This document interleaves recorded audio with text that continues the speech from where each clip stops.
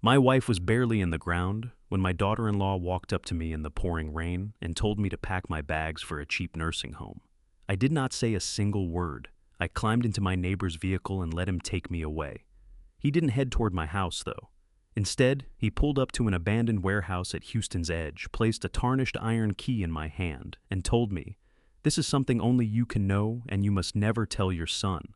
Welcome back to Grandpa's Revenge, the place where quiet strength speaks louder than anything else. If these stories move you the way they move me, I'd be grateful if you'd hit that like button and subscribe so you never miss one. And before we get into today's story, tell me, what are you doing right now while you listen? Driving somewhere, cooking dinner, maybe just resting after a long day? Drop it in the comments. I love knowing who's out there with me.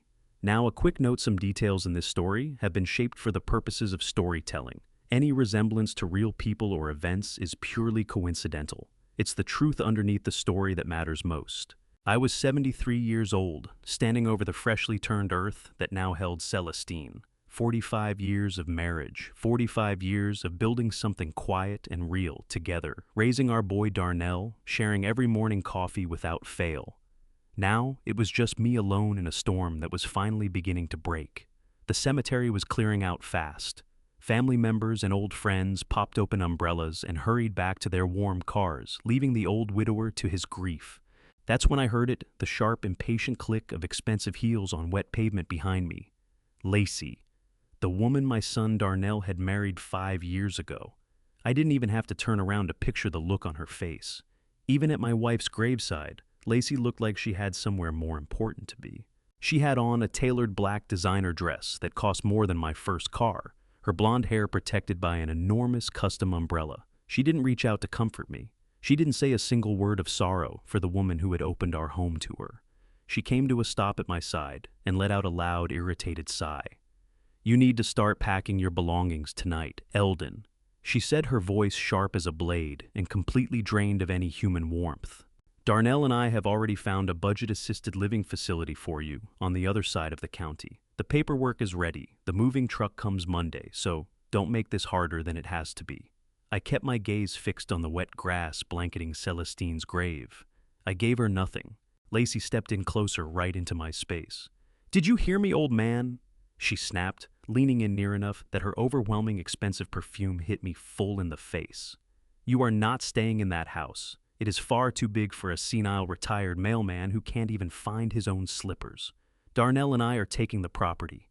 We have plans for it, so gather up your old junk and get yourself ready to go." She had me figured for a broken-down old African-American man, sliding into cognitive decline, nothing more than a fragile retired postal worker who spent his afternoons feeding pigeons in the park. That was the persona I had spent the last 2 decades carefully tending. I played it flawlessly because it kept my family protected, and it kept people from looking too closely. Lacey had absolutely no idea who she was actually dealing with. She didn't know that before I put on a postal uniform to care for my sick child.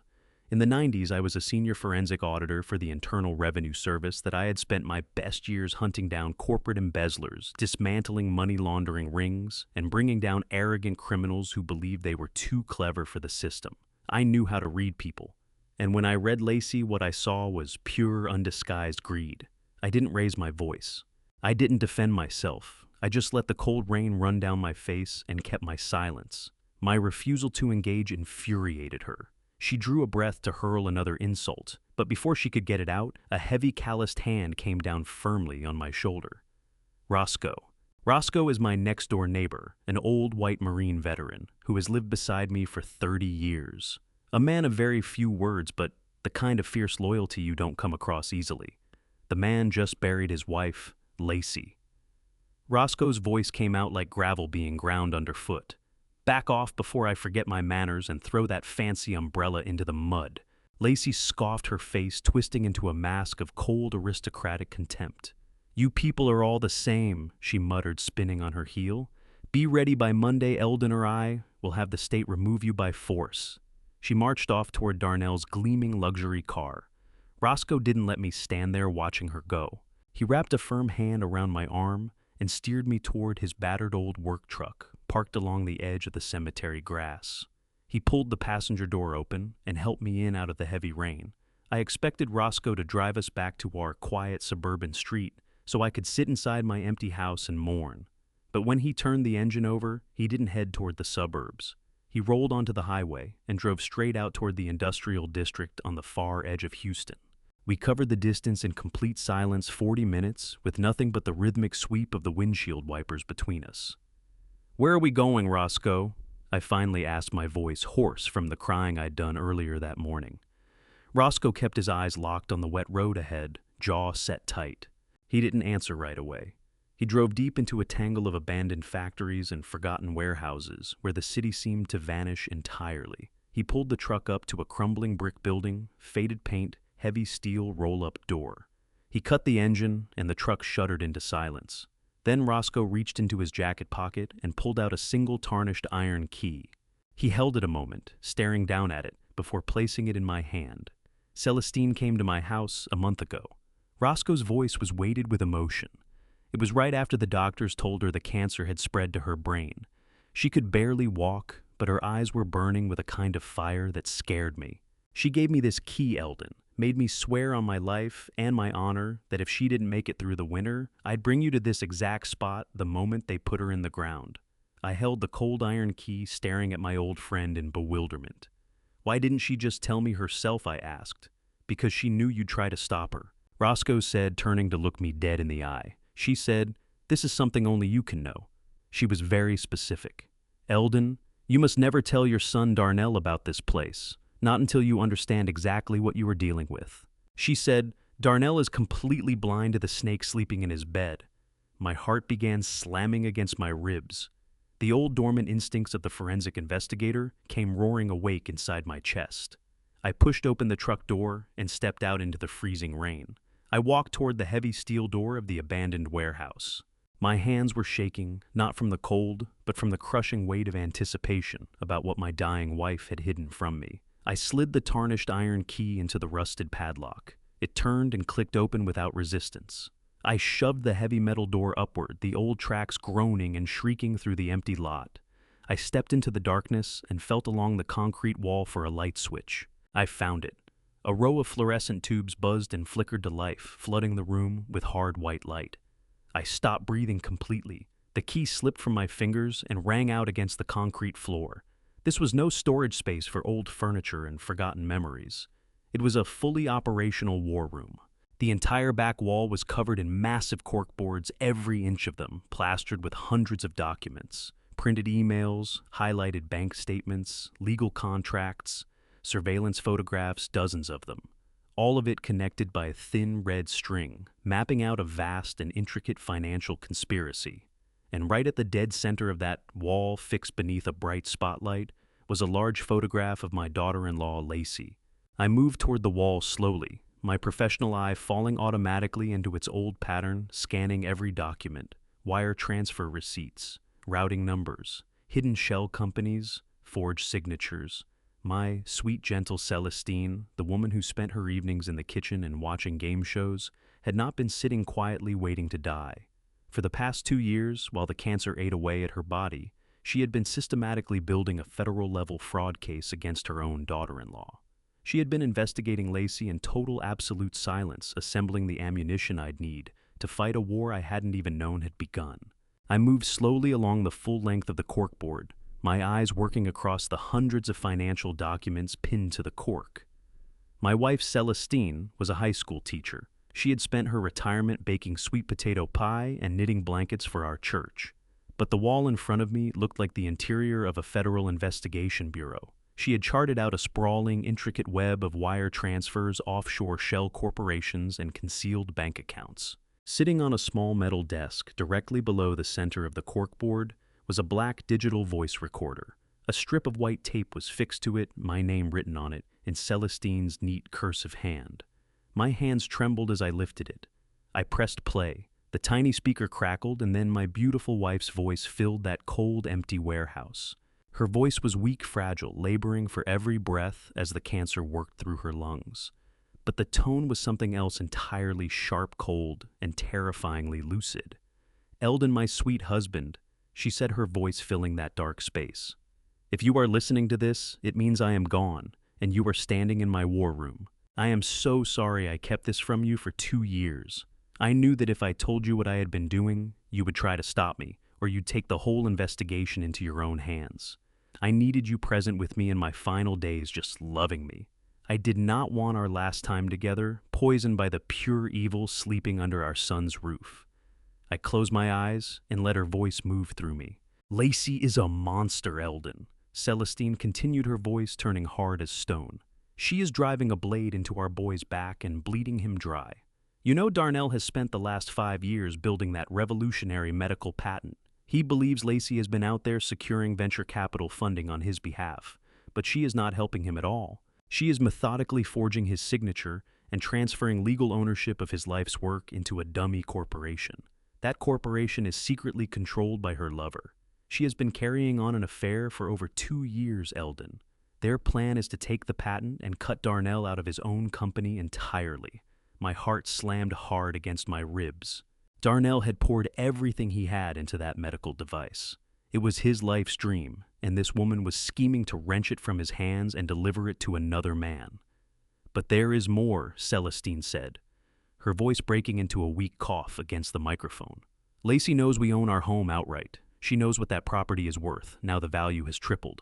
She is moving to have you declared legally incompetent. She wants to have you committed to some miserable state-run facility so she can seize the house and drain every dollar we saved. She believes that because you are old and quiet, you have no defenses left. She thinks you are nothing more than a foolish retired mailman. Celestine paused, drawing a long, rattling breath. Show her how wrong she is, Eldon, my wife, whispered with a ferocity that cut right through me, her voice carrying the weight of a command. Lacey thinks she is hunting a helpless old man. Remind her who you really are. Dig up the thing you buried all those decades ago. Use what you do best and destroy her completely. The recording ended with a quiet click. The warehouse returned to a heavy, crushing silence. I stood there cradling that small black device, feeling something enormous and dangerous shift inside me. Celestine was right. Lacey and Darnell and every soul on our street knew me as Eldon, the good-natured retired postal worker. They saw an old man who walked with a slight limp, spent his weekends tending tomatoes, and listened to old blues records on the porch. That was the identity I had worn for 25 years. But before I ever put on that postal uniform, I had been something else entirely.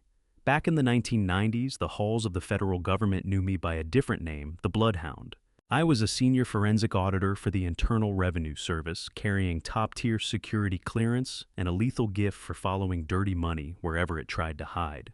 I did not carry a weapon. My tools were a calculator and an eye for financial deception that never once failed me. I spent the best years of my life hunting down arrogant corporate embezzlers, dismantling sophisticated international money laundering rings, and putting untouchable white-collar criminals behind federal bars. Shell companies and offshore accounts were transparent to me, thin as glass. I walked away from all of that when Darnell was 7 years old. He came down with a rare bone disease severe enough that he needed constant care, endless hospital visits, and a father who was actually there. The federal government wanted 80 hours a week and a man always ready to travel. I could not be the bloodhound and still be the father my son needed, so I turned in my badge.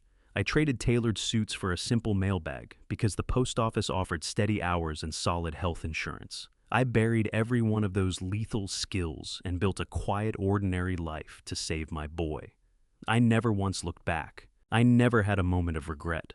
But Celestine always knew the truth. She knew the bloodhound wasn't dead. He was only sleeping, and Lacey had just kicked the cage. I tucked the voice recorder and a handful of critical financial documents into my coat pocket. I locked the warehouse behind me and walked back out into the freezing rain, where Roscoe was waiting without complaint in his battered old work truck. We rode back to the neighborhood, without a word passing between us. The heavy grief of the morning had lifted from my mind. In its place was something cold and precise. The forensic auditor was fully awake, reading the landscape, measuring the variables, getting ready. Roscoe dropped me at the curb. I thanked him with a nod and walked up the wet driveway to my front door. The house felt enormous and hollow without Celestine. But the moment I turned my key and stepped into the hallway, I understood I was not alone. A violent crash rang out from somewhere in the back of the house. A heavy metallic blow followed immediately by the sound of splintering wood. I slipped off my wet coat without a sound and moved softly down the hardwood hallway toward it. The noise was coming from my private home office, a small room where I kept tax records, family, photographs, and Celestine's old knitting supplies. I had always kept it locked purely out of habit. I came around the corner and stopped cold. Lacey was standing right in front of my office door. She still had on the expensive black designer dress from the funeral, but her heels were gone. In her grip was a heavy steel claw hammer she had pulled from my own toolbox. I watched without making a sound as she hauled it back above her head and brought it crashing down onto the brass doorknob of my private room. Wood chips burst through the air as the door frame split under the blow. She was breaking into my private office on the very same day we put my wife into the ground. She couldn't even grant our home a single day of peace before tearing through it. I cleared my throat, barely a sound, but in that quiet hallway it landed like a shot. Lacey gasped and whipped around, losing her grip on the hammer. It struck the hardwood floor with a heavy thud. For just a fraction of a second, I saw real panic flash across her face. She had been caught in the act destroying my property. Any ordinary person would have stumbled over an apology or scrambled for some desperate excuse. But Lacey was no ordinary person. She was a deeply arrogant predator who believed without question that she held complete power over me. The panic dissolved from her eyes, almost instantly replaced by a look of cold, aristocratic contempt. She folded her arms across her chest and regarded me the way someone regards something unpleasant tracked in on a shoe. "What are you doing, Lacey?" I asked, my voice perfectly level, not a single thread of the lethal fury burning through me, showing on the surface. She didn't waver. She raised her chin, blonde hair settling over her shoulders, and fixed me with a sneer full of venom. "I am looking for the property deed," she said, her voice carrying down the narrow hallway. "Do not try to fight this old man. You are completely powerless here. The psychiatrist arrives tomorrow morning to assess your deteriorating condition, and I promise you his report will make certain you never set foot in this house again." I stared at the heavy steel claw hammer lying on the hardwood floor, then brought my eyes back up to meet the cold, calculating gaze of my daughter-in-law.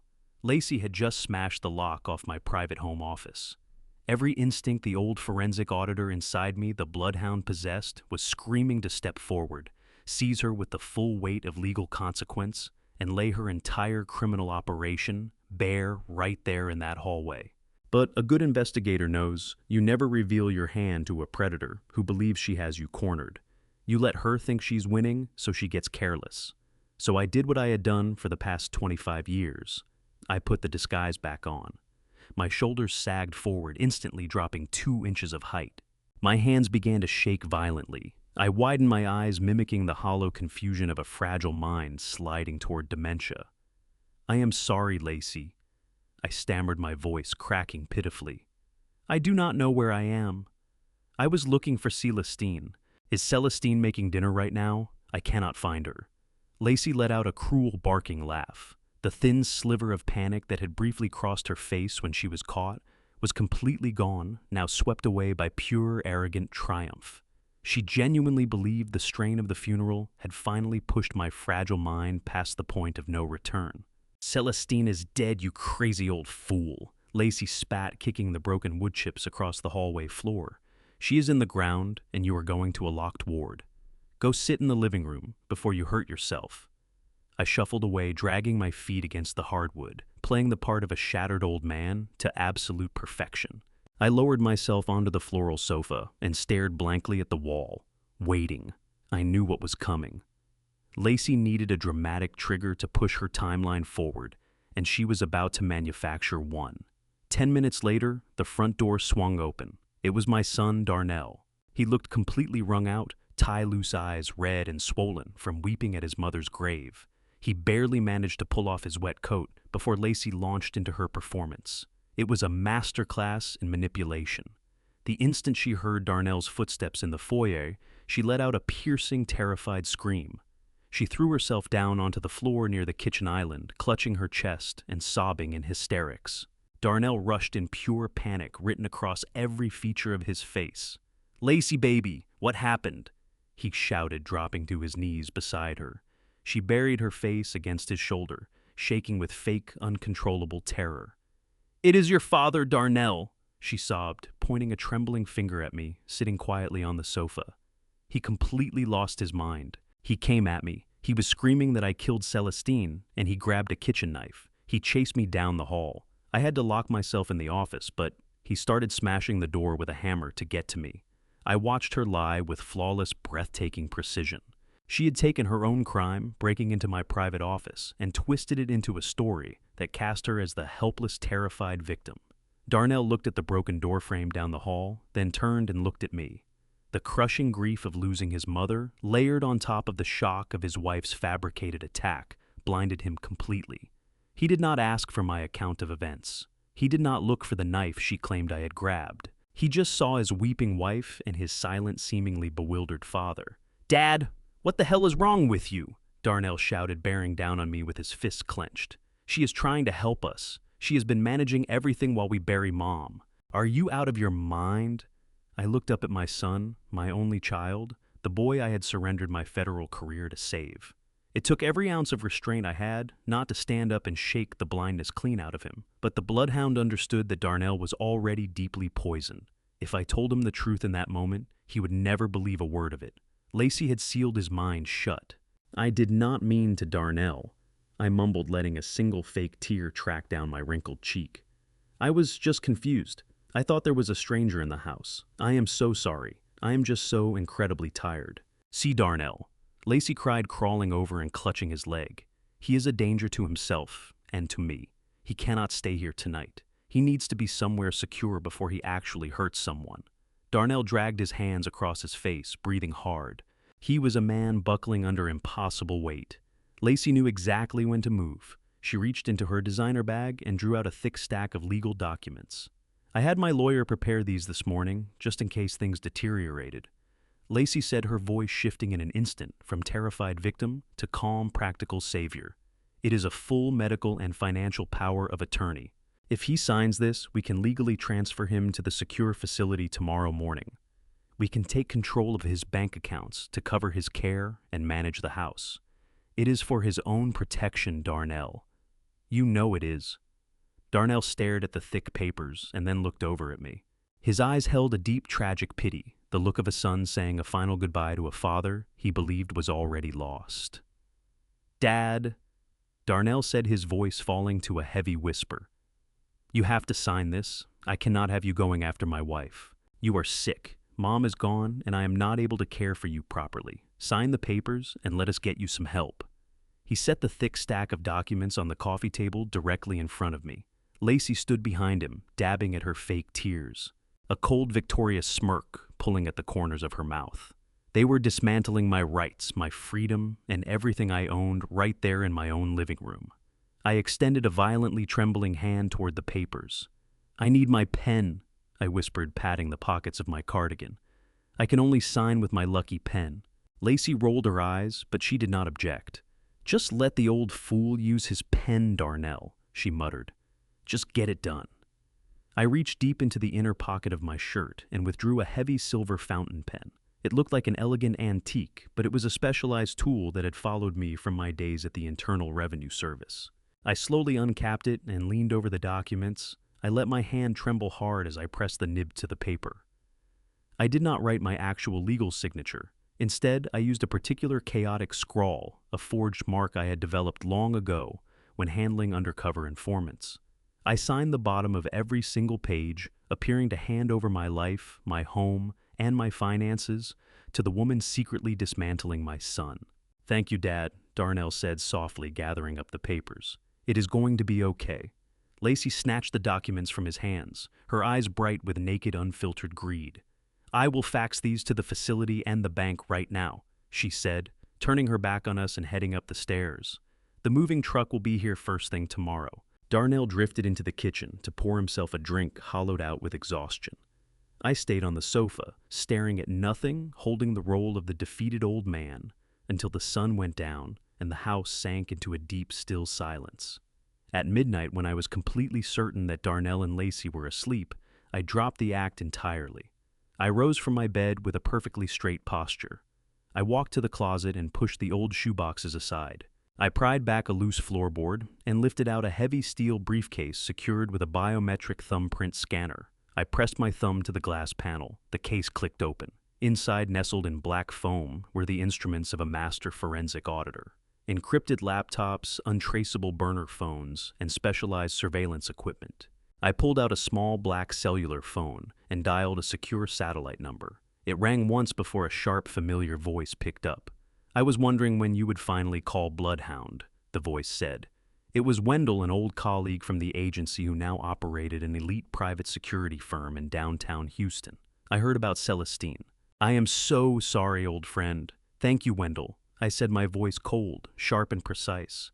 "But right now, I need you to run a full trace on a man named Clifton. He runs a tech investment fund in the city. He is the parasite sleeping with my daughter-in-law and scheming to steal my son's medical patent. I need every bank record, every offshore wire, and every dirty secret he has ever tried to bury." "Consider it done," Wendell replied without hesitation. "Are you in trouble, Eldon? I heard your son is trying to put you in a home." I let out a low, quiet chuckle that moved through the dark bedroom. "They think they have me, Wendell. My daughter-in-law forced me to sign a full power of attorney this afternoon. She thinks she owns my house and my bank accounts. She thinks she has finally won." There was a brief pause on the other end of the line. "But she didn't win, did she?" Wendell asked a man who knew exactly how I operated. "Not by a long shot." I answered, my gaze falling to the heavy silver fountain pen lying on my nightstand. That pen was loaded with a highly specialized volatile thermal ink we relied on back in the 90s. Within 24 hours, every mark on those legal documents will have dissolved away to nothing, the pages as blank as the day they came off the printer. And the signature itself, mathematically demonstrable as a forgery. In the eyes of the law, she is clutching a fistful of worthless paper. I turned to the window and stared out at the Houston night, feeling something ancient and dangerous reawaken in my blood for the first time in 25 years. "Lacey believes she is outmaneuvering a senile old fool," I said to Wendell.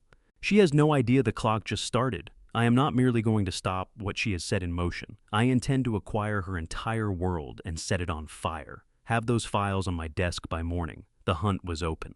Dawn had barely touched the Houston skyline when I was already seated inside Celestine's hidden warehouse, the place she had quietly built into an arsenal. Dust hung in the still air, and the whole room carried the dry smell of old paper. But my thinking had never been sharper. I laid out the banking records Celestine had gathered piece by piece over 2 years of careful, silent work. A pattern surfaced immediately, a steady repeating chain of offshore wire transfers. The money Lacey was quietly bleeding from my son's accounts wasn't vanishing. It was being routed with precision into a shell corporation registered in the Cayman Islands.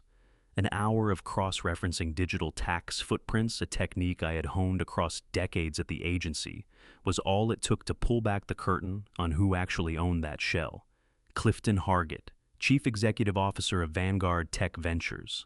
A man with a well-known face in the city's circles of old money. He helmed a predatory tech investment fund with a track record of stripping startup founders of everything and walking away without a backward glance. Beyond that, he carried a quiet but well-documented reputation for refusing to deal straight with African-American entrepreneurs unless the arrangement involved quietly pocketing their intellectual property. 6 months back, my son Darnell had gone before Clifton's firm with his revolutionary medical device. He drove home that evening, gutted, convinced his prototype had been turned away as commercially unviable. What he never knew was that his own wife had engineered that meeting from the start, not to help him, but to place his blueprints directly into the hands of her racist lover. Hard evidence was what I needed. Specifically, I had to learn when and exactly how they intended to formally launch the stolen patent. Forensic auditing taught me one truth above all others. Paper trails reveal where money has been, but recorded conversations reveal where it is headed. I took my battered old work truck to a thrift shop on the south side and walked out with a faded green maintenance uniform, a heavy gray barrel on wheels, and a bag of bargain cleaning supplies. There is something people on the outside rarely appreciate about moving through the world as an elderly black man. You become effectively invisible, not just unnoticed, but actively unseen, filed away as scenery the moment you enter a room. For a man running a covert operation, that kind of invisibility is worth more than any gadget in the field. At 6 Osmersarum that evening, I pushed through the glass entrance of the Vanguard Tech Ventures building without breaking stride. The security guard behind the lobby desk dragged his eyes up from his phone for half a second. He clocked an old black man with a trash cart, and his assumptions did the rest. I was already part of the furniture before I had taken 3 steps. Head low, feet shuffling, I made my way to the service elevator and rode it up to the executive floor, where imported carpet ran the length of hallways hung with expensive art. The chief executive's corner office waited at the end. The deadbolt was heavy, but a bump key I kept tucked in my pocket dealt with it in 3 seconds. The room was everything you would expect from a man who worshipped his own success: a mahogany desk, the size of a small boat leather, everything, and a city view that stretched to the horizon. A city my people had a hand in building. I left his drawers untouched. What I needed I carried inside my uniform, a micro-transmitter Wendell had delivered to me that morning. Military grade, no larger than a coat button, running on a kinetic battery. I reached beneath the mahogany desk, located the hollow recess beside the central wiring port, and seated the device firmly in the dark, where no cleaning crew or sweep team would ever think to look. Then I emptied his wastebasket into my barrel, ran a cloth over the glass surface to erase any trace of my visit, and left the building precisely as I had entered, a ghost. Less than 2 hours later, I was parked several blocks from my own front door, sitting in the dark cab, with a pair of heavy headphones pressed to my ears. The feed came through razor clean. I heard Clifton Hargett settle into his office chair and pour a measure of expensive bourbon. Shortly after, a second voice joined him, his head of legal acquisitions. I sat there in the dark with my hands locked on the steering wheel, as the lawyer laid it out plainly. The final patents for the medical device had been rebranded and moved cleanly into their offshore portfolio. Darnell's name had been surgically removed from every document attached to his own creation. The invention my son had spent 5 years building from scratch in our garage was now the registered property of a man who held him in contempt. Then came the piece of information that snapped my entire plan into focus. Clifton told his lawyer to have the press release ready for this coming Friday. The annual Houston Innovation Gala was on the calendar, an elite gathering of the state's heaviest investors held at a luxury hotel in the downtown financial district. Clifton planned to walk onto that stage and present the stolen medical patent as his company's own breakthrough achievement, cementing himself as a visionary in medical technology. He intended to take my son's life's work as a trophy in front of a room full of applauding wealthy strangers, while Darnell sat at home in grief beside the very woman who had sold him out. My jaw locked shut so hard my teeth ached. Friday. 4 days. 4 days to pull apart everything they had constructed and drag my son back from the edge of ruin. I was reaching for the headphones to pull them off when Clifton's desk phone rang and he put it on speaker. The voice that poured into my ears turned the blood in my body stone cold. Lacey. She had the ease of someone reclining in a favorite chair, probably with a glass of wine in the kitchen Celestine had spent years making into a home. There was no grief in her voice, no performance of mourning. She sounded like a wolf that had already fed. "Clifton, darling," she purred, warm with cruel satisfaction. "It is done. I have the old man's signature on the power of attorney." He was shaking and crying like a pathetic child. It was almost too easy to break his mind. "Tomorrow morning, I will have him deposited in the cheapest facility I can locate and empty his accounts down to the last dollar. Darnell suspects absolutely nothing. I will see you at the gala on Friday, and we can finally begin our new life together." I sat motionless in the dark truck, watching the quiet suburban street through the windshield. She was certain she had closed the door on me. She pictured a beaten old man, finished and forgotten. She imagined walking away clean. My existence erased my son's inheritance, pocketed her new life with a wealthy lover already waiting.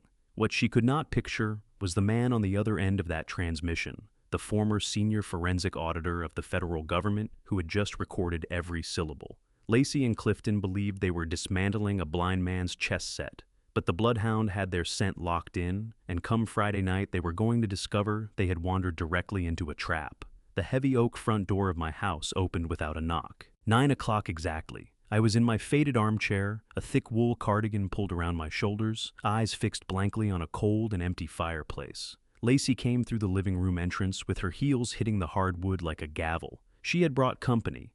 Trailing behind her was a short, balding white man stuffed into a cheap, wrinkled suit and clutching a thick leather clipboard. His eyes were the darting, oily kind that belong to men who make their living off other people's misfortune. Lacey had not arranged a health evaluation for a worried daughter-in-law to request. She had brought someone to put a dollar value on my home and catalog every item I owned. She didn't spare a word of greeting. She moved straight past me as though the chair were empty. One perfectly manicured finger swung toward the antique mahogany display cabinet in the corner of the room, the cabinet that held everything Celestine had treasured, her porcelain tea set gathered piece by piece across 40 years, the silver frame photographs of our whole family story. Write down every bit of this junk, Lacey instructed the man behind her, her voice soaked in contempt. Don't waste time on individual appraisals for the dishes or the old silver. It's all junk anyway, just bundle it as an estate sale lot. We need this entire house emptied and scrubbed clean by the end of the week so we can list it. The balding man nodded eagerly, his pen scratching fast across his clipboard. He crossed the room to Celestine's beautiful cabinet and began tapping the glass with his pen, calculating how fast he could turn my memories into quick cash. I sat perfectly still, my hands trembling faintly in my lap, playing the role of the heavily medicated senior citizen with absolute precision. Lacey glanced down at me, a cold, triumphant smirk settled on her lips. She believed she had broken me completely. She believed the forged signature I'd handed her yesterday afternoon gave her total supreme control over my life. She genuinely thought she was standing inside a house that was already hers. What she didn't know was that while she slept in her luxurious bed, I had spent the entire night turning my quiet suburban home into a high-tech federal surveillance trap. Concealed inside the smoke detector, the bookshelf, and the very porcelain teapot she was busy insulting were 6 military-grade micro cameras. They were capturing every single word, every arrogant gesture, and every piece of criminal evidence she was so freely providing. She was openly conspiring to rob me of my assets, all of it preserved on crystal-clear, high-definition video. I eased myself slowly up from the armchair, letting my knees buckle just enough. I kept my gaze low, wearing a look of deep and pathetic submission. "I'm going to the kitchen," I mumbled, my voice thin and raspy. "Would you and your guest like a cup of hot tea, Lacey?"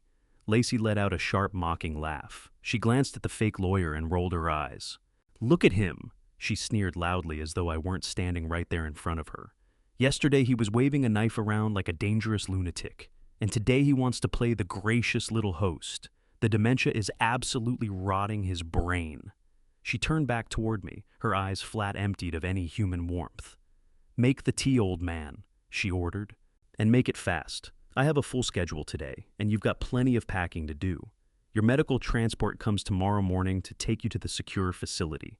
I shuffled slowly toward the kitchen, dragging my feet across the floor. Once I was safely behind the kitchen counter and out of her direct line of sight, the frail, trembling act dissolved entirely. My posture straightened, and the cold, calculating energy of the bloodhound came flooding back. I prepared the tea with precise, deliberate movements. I wasn't making tea to be a gracious host. I was laying the groundwork for a psychological strike. Physical violence is loud and leaves a mess, but psychological warfare, when executed with precision, leaves an enemy completely paralyzed from the inside out. I set 2 delicate porcelain teacups on a silver serving tray and carried them slowly back into the living room. Lacey was standing at the large bay window, gazing out at the front lawn, already mentally redesigning the landscaping she'd commission, once I was safely locked away in a psychiatric ward. The fake lawyer was busy knocking on the walls, checking the structural soundness of the home they intended to steal. I moved toward Lacey, holding the silver tray with violently shaking hands. The porcelain cups clattered loudly against the metal. I stopped right beside her, letting her look down on me from her position of absolute arrogant power. She reached out and lifted a cup from the tray, taking a slow sip without a word of thanks. She was completely at ease, utterly certain of her total victory. I looked up at her, my eyes wide and clouded, performing the part of the confused, helpless old man. Then, without shifting my frail posture or lifting my weak, raspy voice, I dropped the absolute bomb. "Are you absolutely sure Clifton is going to give you the 50% equity he promised you?" I asked, my tone perfectly casual, as though I were asking about the weather. The effect was instantaneous and spectacularly violent. Lacey froze. The delicate porcelain teacup stopped halfway to her lips. Her breathing ceased entirely. I watched the blood drain rapidly from her carefully made-up face, leaving her skin a ghastly shade of pale gray. Her eyes stretched wide to an unnatural size, fixed on me, with pure, undisguised terror. The name Clifton struck her like a physical bullet to the chest. Clifton was her secret wealthy lover. Clifton was the corrupt tech investor she was conspiring with to steal my son's medical patent. Clifton was the man she had spoken to on her private phone, completely unaware that I had bugged his office. There was absolutely no logical reason for an isolated senile old man living in the suburbs to know that specific name or the precise terms of their highly illegal corporate equity agreement. Her mind short-circuited trying to process the impossibility of my question. The teacup in her hand began rattling uncontrollably, splashing hot tea over the rim and down onto her expensive designer dress. She didn't even register the burning liquid. "What?" She stammered, her voice a high-pitched, breathless squeak. "What did you just say? Who told you that name?" She stepped toward me, her arrogant composure shattered to pieces. She was desperate, panicking, searching my clouded eyes for any sign that the broken old man had suddenly become a terrifying threat.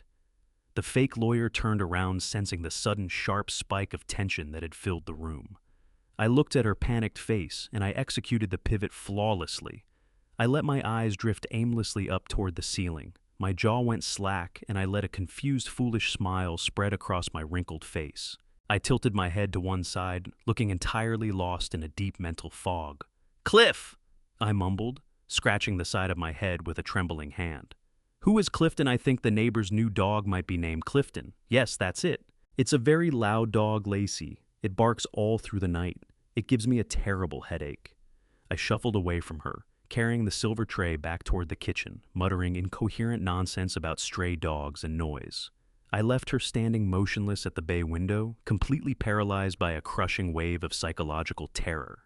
I had successfully planted the seed of absolute paranoia deep inside her treacherous mind. She could no longer trust her own reality. Had the senile old man simply stumbled into a random moment of lucidity? Had he caught a fragment of a private phone call while wandering the hallway? Or was someone else watching her? The doubt would eat through her confidence like a highly corrosive acid. She would begin questioning her secure phone lines. She would start doubting Clifton's loyalty, wondering whether he had leaked the details of their secret arrangement. Lacey was no longer a confident predator stalking a helpless target. She was now a terrified, paranoid criminal, constantly glancing over her shoulder. The psychological torture had officially begun, and I intended to let her slowly unravel her own mind before I delivered the final lethal blow.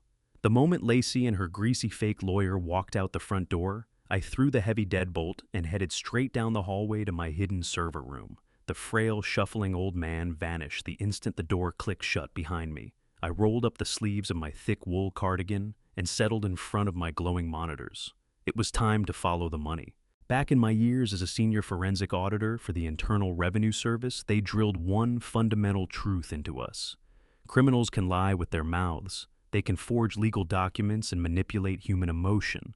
But numbers never lie. Money always leaves a permanent digital footprint.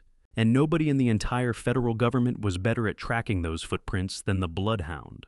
Lacey thought she was a brilliant criminal mastermind. In reality, she was nothing more than a sloppy, arrogant amateur. She had connected her sleek silver laptop to my home wireless network, assuming I didn't even know how to power on a computer or manage a router. She thought I was just a senile, retired mailman. It took me exactly 7 minutes to bypass her basic security firewalls and gain complete administrative access to her hard drive. I sat in that dark room, my eyes moving across endless rows of digital files, hidden folders, and financial spreadsheets she believed were safely buried. I worked with cold, ruthless efficiency. I opened her private banking applications and began pulling the digital threads of her massive deception. What I uncovered inside those encrypted folders made my blood run absolutely freezing cold. Lacey wasn't simply plotting to hand my son's revolutionary medical patent over to her wealthy, racist lover, Clifton. She was actively burying Darnell alive under a crushing mountain of debt she was using to prop up Clifton's failing tech investments. I pulled up a series of high-interest predatory loan applications. Lacey had stolen Darnell's social security number, forged his digital signature, and drawn out $200,000 in highly toxic business loans. She had deliberately leveraged his entire medical startup, securing that massive debt against the very laboratory equipment he used to build his prototypes. I leaned closer to the monitor and traced the wire transfers. Every single penny of that $200,000 had been funneled through a chain of fake vendor invoices and deposited straight into the primary operating account of Vanguard Tech Ventures Clifton's company. She was using my son's stolen credit to keep her lover's arrogant empire breathing. It was a degree of financial cruelty that turned the stomach of even a hardened veteran investigator like me. She was bleeding my boy dry and positioning him to take the entire fall when the loans eventually defaulted and the bank came knocking. My deep concentration was suddenly broken by the sharp ring of my cell phone on the metal desk. A video call. The name lighting up the screen was Darnell. I took a slow, steady breath, letting the cold, analytical focus of the federal auditor recede into the background. I softened my eyes, dropped my shoulders slightly, and brought the fragile old man back to life before I answered. "Dad," Darnell said, his voice cracking through the small speaker. The image on that screen shattered my heart into a million pieces. My brilliant, hard-working son looked utterly devastated. He was seated in his small commercial laboratory surrounded by half-finished medical devices and towers of unpaid bills. Dark, heavy circles sat beneath his exhausted eyes, and his shoulders sagged in complete, total defeat. He looked like a man the world had beaten down to nothing. "Hey there, my boy," I said, keeping my voice gentle and faintly raspy, playing the part of the supportive but oblivious old father. "You look worn out, Darnell. Are you pushing yourself too hard in that lab again?" Darnell let out a dry, hollow laugh and dragged both hands across his face. "It's all falling apart, Dad," he whispered, his voice weighted with deep despair. "I don't understand what's happening. The company accounts keep draining. The equipment suppliers call me every single morning about missed payments, and I cannot figure out where the money is going. I go over the books and the numbers just don't make any logical sense. I feel like I'm losing my mind." He stopped, drawing a shaky breath, fighting to hold back his tears. "Lacey's been trying to help me manage the accounting, but she says the medical tech market is just too brutal right now. She says maybe I should sell the patent to a larger firm for whatever I can get and cut my losses before the whole thing goes bankrupt. She says I'm not built to be a chief executive." Every word out of his mouth was a rusted blade turning slowly in my gut. He was sitting there, blaming himself, doubting his own sanity, feeling like a complete failure while the woman sleeping in his bed was methodically destroying his life. I wanted to scream the truth straight through the phone. I wanted to tell him his wife was a vicious parasite and that his hard-earned money was sitting in the bank account of a corrupt racist tech investor. But the bloodhound understood that exposing the truth too soon would blow the entire operation wide open. Darnell was too emotionally fragile at that moment. If I told him everything, he would go straight at Lacey. She would panic, destroy the evidence, claim I was out of my mind, and disappear with the stolen money, leaving Darnell buried under the debt with a broken heart. I needed to build an ironclad cage before they ever knew they were trapped inside it. I looked at my son's defeated face through that small digital screen. "You are a brilliant man, Darnell," I told him, my voice thick with genuine feeling. "Don't let this temporary darkness talk you into surrendering your dream. You have worked far too hard for that. Your mother believed in you, and I believe in you. Just hold on a little bit longer. Give it until the end of the week. Promise me you won't sign away your company today." Darnell sighed heavily, dropping his gaze to the floor before lifting his eyes back to mine. "Okay, Dad," he said softly. "I'll hold on until Friday, but I don't know how much more of this I can take. I love you, Dad." "I love you too, my son," I replied. I ended the video call and set the phone quietly on the metal desk. The sadness in my chest vanished instantly, replaced by a lethal burning fury. Lacey and Clifton thought they could treat my son like a disposable bank account. They thought they could plunder his brilliant mind, drain every resource he had, and leave him bankrupt and broken while they toasted their stolen success. They had made a fatal miscalculation. I was no longer simply moving to stop them from taking my house. I was going to systematically dismantle Clifton's entire corporate structure. I was going to acquire his massive debt, seize his precious company, and freeze every single asset he thought he owned. And on Friday night at their arrogant tech gala, I was going to hand the keys to his entire empire directly to my son. The hunt was escalating, and they had absolutely no idea the hounds were already at their door. The towering glass and steel structure of the First Houston Fidelity Bank rose above the busy downtown streets like a monument to corporate greed and untouchable wealth. It was the premier investment bank in the city, managing the private fortunes of the elite, including the corrupt tech funds handled by Clifton Hargett. I parked my old sedan a few blocks away and walked slowly toward the grand entrance. I was dressed precisely for the role I needed to play. I wore a faded gray wool cardigan that had seen far better days, a pair of worn canvas trousers, and scuffed orthopedic walking shoes. I looked every bit the part of a fragile 73-year-old black man who had wandered far from his quiet suburban porch. I pushed through the heavy revolving glass doors and stepped into a lobby that smelled of expensive imported coffee and rich mahogany. The air conditioning hit like a wall sharp against the warm, humid Houston air I'd left behind. The lobby moved with men in custom-tailored suits and women carrying designer briefcases. As I shuffled across the gleaming marble floor, the hum of the room noticeably quieted. Wealthy clients and sharp young executives glanced my way with expressions ranging from mild confusion to outright elitist contempt. They saw a tired old man from the South Side and made their judgment in an instant a nuisance, an error, a piece of debris that had drifted in through the front door. I walked directly to the massive marble reception desk. The young woman seated behind the monitor wore a sharp blazer and a condescending smile. Before I could part my lips, she raised a perfectly manicured hand and addressed me in the slow, exaggerated tone people reserve for confused children.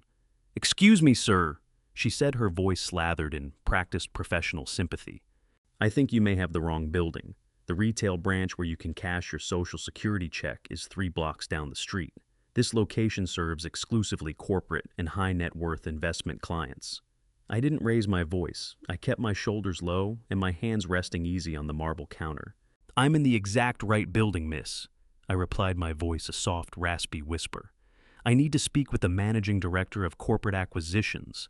I believe his name is Harlan Beauchamp." The receptionist let out a short, patronizing laugh. She glanced around for a security guard. "Sir, Mr. Beauchamp only meets with elite corporate partners. He doesn't handle personal banking matters. Please turn around and leave before I have to call someone to walk you out." I reached into the pocket of my faded cardigan and produced a small, crumpled slip of paper. I slid it across the smooth marble surface. "Type that 9-digit routing number into your secure terminal, miss," I said gently. "And when your system throws up a red priority override, you're going to pick up that telephone and tell Mr. Beauchamp he has exactly 3 minutes to clear his entire schedule for me." She rolled her eyes and exhaled a loud, annoyed sigh, but she punched the numbers in, just to humor the crazy old man. I watched her face carefully. In under 2 seconds, every trace of that arrogant smile disappeared from her lips. The color drained from her cheeks, leaving her carefully applied makeup looking like a pale mask stretched over her face. She stared at the computer screen, mouth slightly parted in pure shock. She didn't say another word to me. She snatched up her phone, immediately hands trembling as she dialed the top floor. 5 minutes later, I was standing inside the sprawling penthouse office of Harlan Beauchamp. The room was breathtaking floor-to-ceiling windows, wrapping the entire space in a panoramic view of the city below. Beauchamp was a man in his late 50s, draped in a $3,000 Italian suit with a heavy gold watch anchored to his wrist. He stood behind a massive oak desk, his expression one of barely contained irritation at the sight of me. He had been forced to abandon a golf game with a state senator, and it was plain he was furious that the priority override had brought a shabby old black man in a moth-eaten sweater to his door. "Look, I don't know what kind of glitch you triggered in our system." Beauchamp's snapped knuckles pressed hard into the desk. "But I am an incredibly busy man managing billions of dollars in corporate assets. State your business and get out of my office before I have you removed for trespassing." I stood in the center of that plush carpet. For the first time all day, I let the disguise fall away completely. My spine straightened instantly, adding inches to my height. I rolled my shoulders back, releasing every trace of the fragile persona I'd been wearing. The trembling in my hands ceased entirely. When I met his eyes, the quiet, defeated old man was gone without a trace. The bloodhound was fully awake, staring straight through him. "I'm not here to waste your time, Harlan," I said, my voice dropping to a deep, cold, commanding baritone that carried across the high ceiling. "I'm here to buy a man and to spare you from spending what's left of your life inside a federal penitentiary." Beauchamp's irritation faltered suddenly, no match for the sheer weight of my newly revealed presence. He opened his mouth to call for his security team, but I was already moving. I reached into the inner pocket of my cardigan and produced a solid black polycarbonate credentials case. I flipped it open and tossed it firmly onto his pristine oak desk. The heavy brass shield caught the sunlight and gleamed. It bore the official seal of the United States Department of the Treasury. Beside the shield sat my identification card stamped with a bright red clearance code, Internal Revenue Service Level, 8 Senior Forensic Consultant. Beauchamp looked down at the badge and his arrogant world came apart at the seams. A Level 8 clearance is not some standard tax auditor's credential. It is the highest civilian authority in the entire federal financial sector. It is a ghost clearance issued only to elite investigators who track down global money laundering syndicates. A Level 8 agent holds the legal power to freeze an entire banking institution with a single phone call, no judge's signature required. Beauchamp's breathing hitched audibly in his throat. He stumbled backward and dropped heavily into his expensive leather chair. He looked at the badge, then up at me, eyes wide with a paralyzing terror he couldn't hide. He had just realized that the old black man he'd insulted minutes ago held the power to reduce his entire legacy to ash in the blink of an eye. Sir, Beauchamp stammered, his polished corporate vocabulary evaporating on the spot. I had absolutely no idea. What is the Treasury Department investigating here? We've always been in full compliance with federal regulations. We run a clean bank. You run a blind bank, Harlan, I corrected him sharply, pulling a thick stack of documents from my coat and slamming them down beside my badge. Clifton Hargett and his firm Vanguard Tech Ventures have been funneling hundreds of thousands of dollars in stolen, fraudulent funds directly through your commercial accounts for the last 2 years. He is using your pristine reputation to launder dirty money, money stolen from the elderly and from vulnerable medical startups. If I make one phone call right now, the federal government will freeze every single asset in this building, and your face will be on the front page of every newspaper tomorrow morning as a co-conspirator in a massive embezzlement ring. Beauchamp was sweating heavily now. Thick beads of moisture gathered along his forehead and rolled down his pale cheeks. He raised his trembling hands in a defensive gesture. "Please, sir," he begged, his voice fracturing with desperation. "Please don't call Washington. I swear to you, I knew nothing about Clifton's illegal activities. We will cooperate completely. Tell me exactly what you need from me to make this go away." I leaned forward, planting both hands firmly on his desk, bringing my face close to his terrified one. "I'm going to give you a way out, Harlan," I said, my voice a lethal whisper. "You are going to log into your main terminal right now and place a permanent silent federal hold on every single account belonging to Clifton Hargett. He will not be able to withdraw a single penny, and you will not breathe a word of this hold to him under any circumstances." Beauchamp lurched forward, fingers flying frantically across his keyboard. "Done. The accounts are frozen. What else?" I looked at the terrified banker. "Clifton heavily leveraged his own company to secure massive business loans from your bank," I explained. "He currently owes you $5 million. He is planning to use a stolen medical patent this Friday to secure new funding and pay you back. I am not going to allow that to happen." I reached into my pocket one final time and drew out a certified banking draft. It represented the culmination of 45 years of quiet, disciplined saving between me and my late wife, Celestine. We never chased luxury cars or lavish vacations. We invested, we saved, and we let our hidden wealth compound in silence. It was our secret fortress. I set the draft on the desk. $8 million, I stated coldly. I am purchasing the entirety of Clifton Hargett's corporate debt right now. I am buying his loans directly from your bank at a premium. You wipe a toxic liability off your books and spare yourself a federal money laundering indictment. In return, I become the sole primary creditor of Vanguard Tech Ventures. I want the immediate legal authority to seize all of his assets, his company, and his patents the very second he defaults. Beauchamp stared at the sum printed on that paper. He looked back up at me completely and utterly defeated. He understood now that I wasn't merely conducting a federal investigation. I was executing a perfectly calculated financial assassination, and I was using his bank as the weapon. Beauchamp seized his expensive pen with trembling fingers and signed the debt transfer agreements in urgent, shaky strokes, making the transaction fully binding and official. He pushed the heavy legal documents back across the desk. He pulled a silk handkerchief from his breast pocket and pressed it desperately against the thick sweat on his forehead. Then slowly he rose from his leather chair and shed every last shred of his corporate pride. He bent at the waist in a deep subservient bow, directed at the man in the faded gray sweater. "It is completely done." Beauchamp whispered, his voice trembling with a mixture of profound relief and genuine awe. "Understood, Mr. Eldon. Clifton currently works for you without knowing it." Thursday morning arrived under a heavy gray sky that matched perfectly the suffocating atmosphere inside my house. I sat at the kitchen table, nursing a cold cup of coffee, playing the part of the quiet, oblivious old man. Across the room, Lacey was buzzing with frantic, arrogant energy. Dressed in a sleek designer pantsuit, she packed a small, expensive overnight bag with rapid, eager movements. She was putting on the performance of a lifetime for my utterly exhausted son. Darnell sat on the end of the sofa, rubbing bloodshot eyes. He looked like a man carrying the full weight of the world across his shoulders. His medical startup was hemorrhaging cash, and he still had no idea that the woman standing right before him was the one holding the knife. "I'm so sorry I have to leave you today, baby." Lacey glided over and pressed a counterfeit kiss to Darnell's forehead. This business trip to Dallas was completely unavoidable. The marketing firm needs me there to pitch to new clients, but I promise I'll be back by Saturday morning to help you deal with your father. Darnell nodded without question, fully trusting the monster he had married. "Go knock their socks off, Lacey," he murmured, his voice thick with exhaustion. "I'll hold down the fort. Have a safe flight." She was not going to Dallas. She was not pitching to any new clients. Lacey was checking into a luxury suite at the Midtown Grand Hotel, preparing for the massive tech gala she and her racist lover Clifton were hosting that very evening.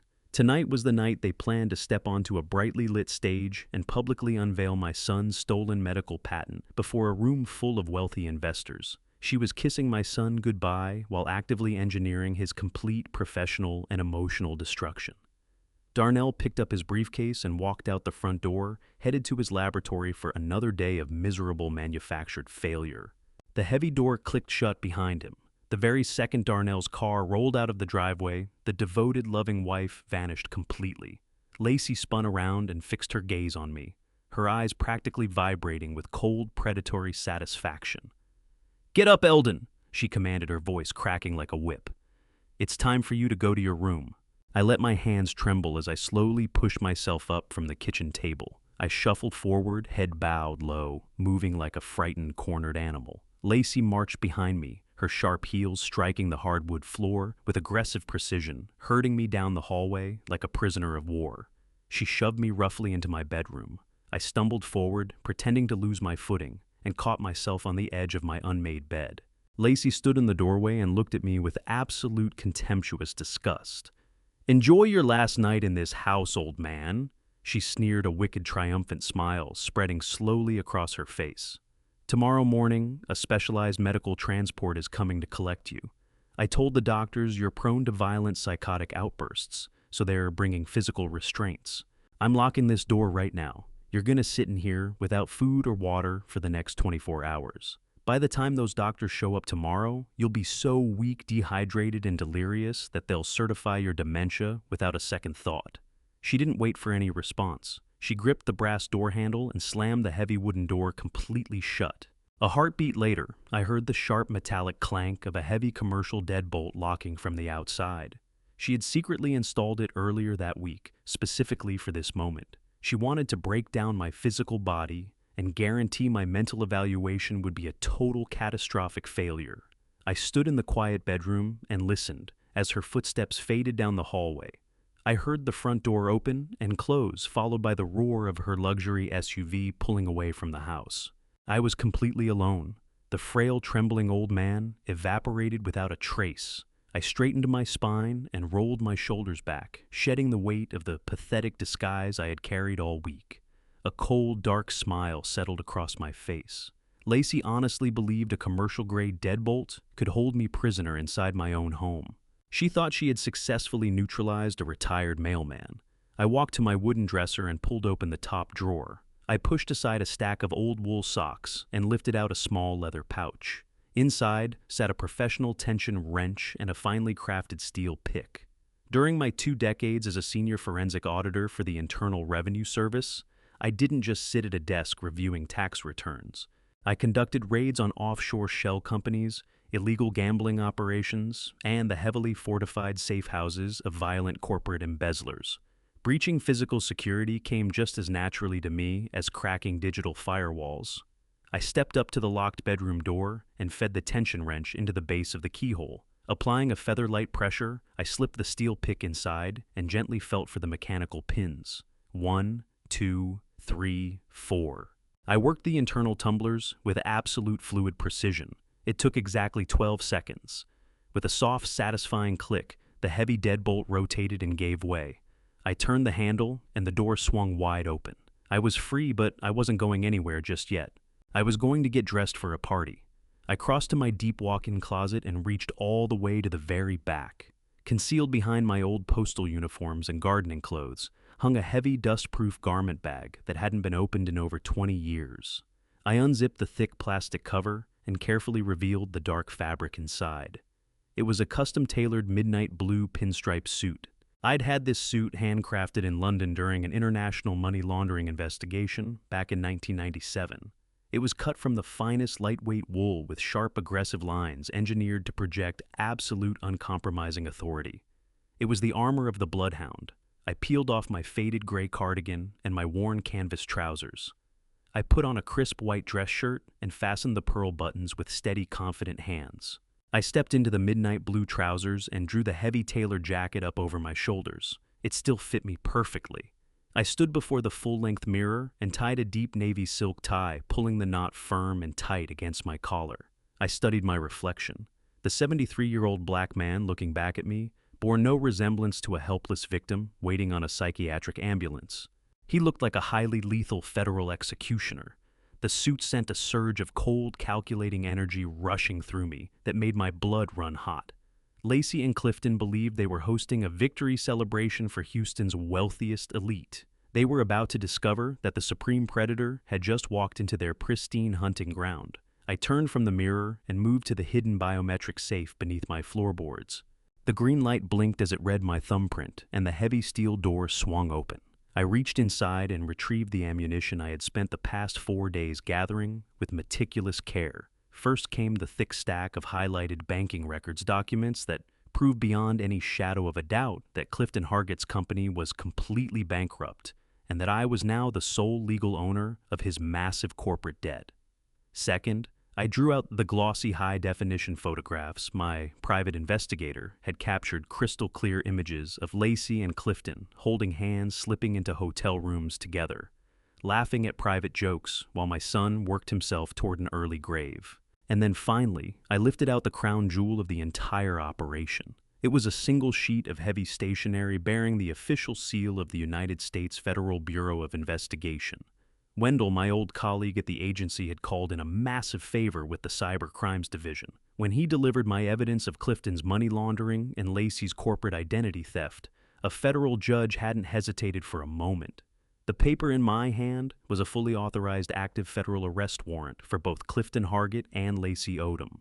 I walked to my desk and picked up a large dark brown manila envelope, the plain, unremarkable kind a retired mailman might carry on a routine delivery. I opened the metal clasp at the top.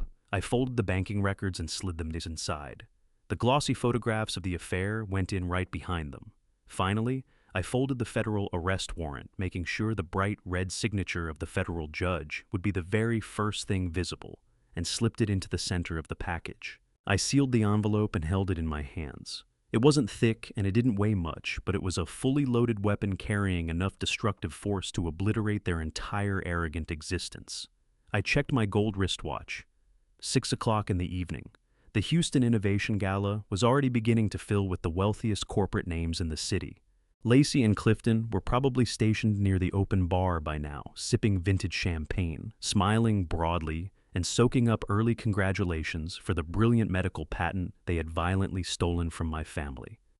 I tucked the dark brown envelope under my arm and walked out of the bedroom, leaving the broken lock behind me. I moved through the quiet house, stepped out into the cool evening air, and climbed into my old sedan. It was time to go to a party. It was time to show the elite exactly what happens when you mistake a sleeping lion for a week-old dog. The Houston Innovation Gala was held at the most exclusive luxury hotel in the heart of the downtown financial district. It was a vast, sprawling venue reserved strictly for the highest echelons of corporate power. Valets in crisp white shirts rushed to open the doors of imported sports cars and stretch limousines guiding the wealthy guests toward the red carpet. I did not bring my old suburban sedan to the front entrance. I arrived by city cab, stepping out onto the wet pavement just a few yards from the velvet ropes. The crisp evening air felt electric against my skin. I adjusted the lapels of my midnight blue pinstripe suit, the armor I hadn't worn in over 2 decades, and walked straight past the line of waiting billionaires with the unhurried confidence of a man who owned the very ground beneath their feet. I pushed open the heavy brass double doors and stepped into the grand ballroom. The sheer opulence of the room was designed to intimidate. Massive crystal chandeliers hung from vaulted ceilings, casting a brilliant golden light across the sea of wealthy guests below. Waiters glided soundlessly across the polished marble floors, carrying silver trays of vintage champagne and delicate appetizers. But the most commanding feature in the room was a massive digital banner stretched across the back wall. It read, "Vanguard Tech Ventures, the future of medical innovation." Directly beneath that banner, resting on a lighted pedestal, sat a sleek glass display case cradling the prototype of the revolutionary medical device my son Darnell had spent 5 agonizing years building in our garage. They were openly celebrating the theft of my son's life's work. They were preparing to stand before the world and claim his absolute genius as their own. The room was packed with the elite class of Houston.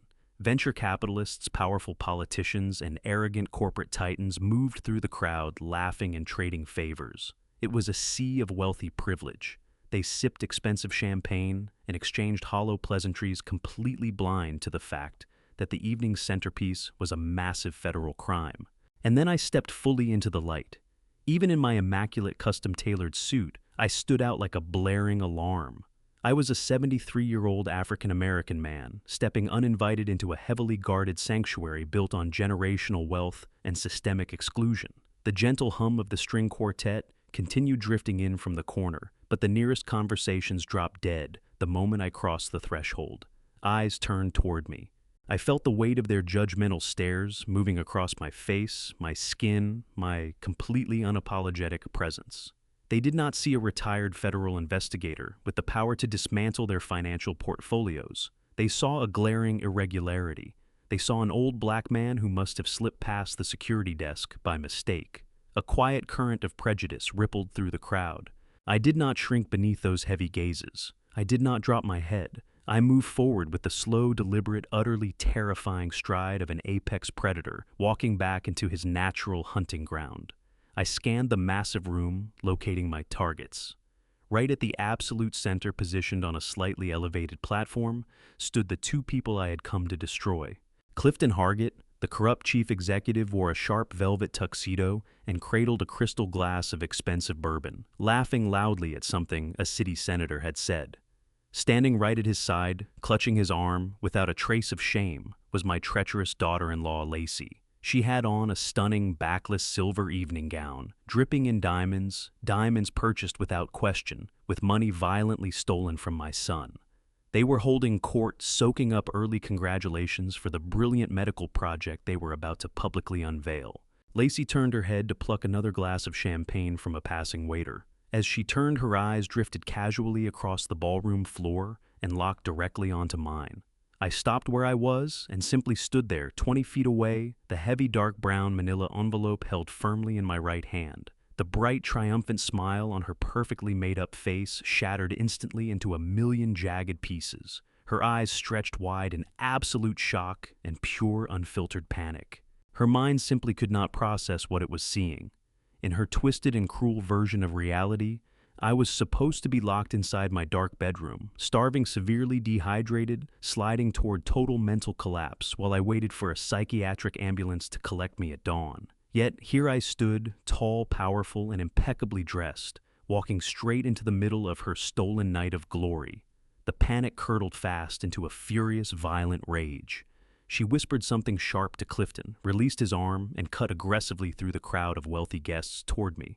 Her silver dress trailed behind her like a toxic storm cloud. She pulled up inches from my face, completely ignoring the curious stares of the investors standing nearby. She kept her voice to a harsh, venomous whisper, desperate to avoid a public scene, but her entire body was shaking with fury. "What in the hell are you doing here?"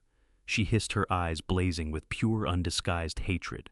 "How did you get out of that locked room? Who let this savage old man into this building? You were supposed to be locked away.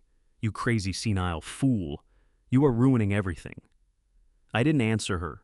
I simply looked down at her with a calm, hollow expression and let her toxic rage boil over, unchecked. My total silence made her even more furious. She glanced around frantically, chest-heaving, ready to wave down the hotel security team.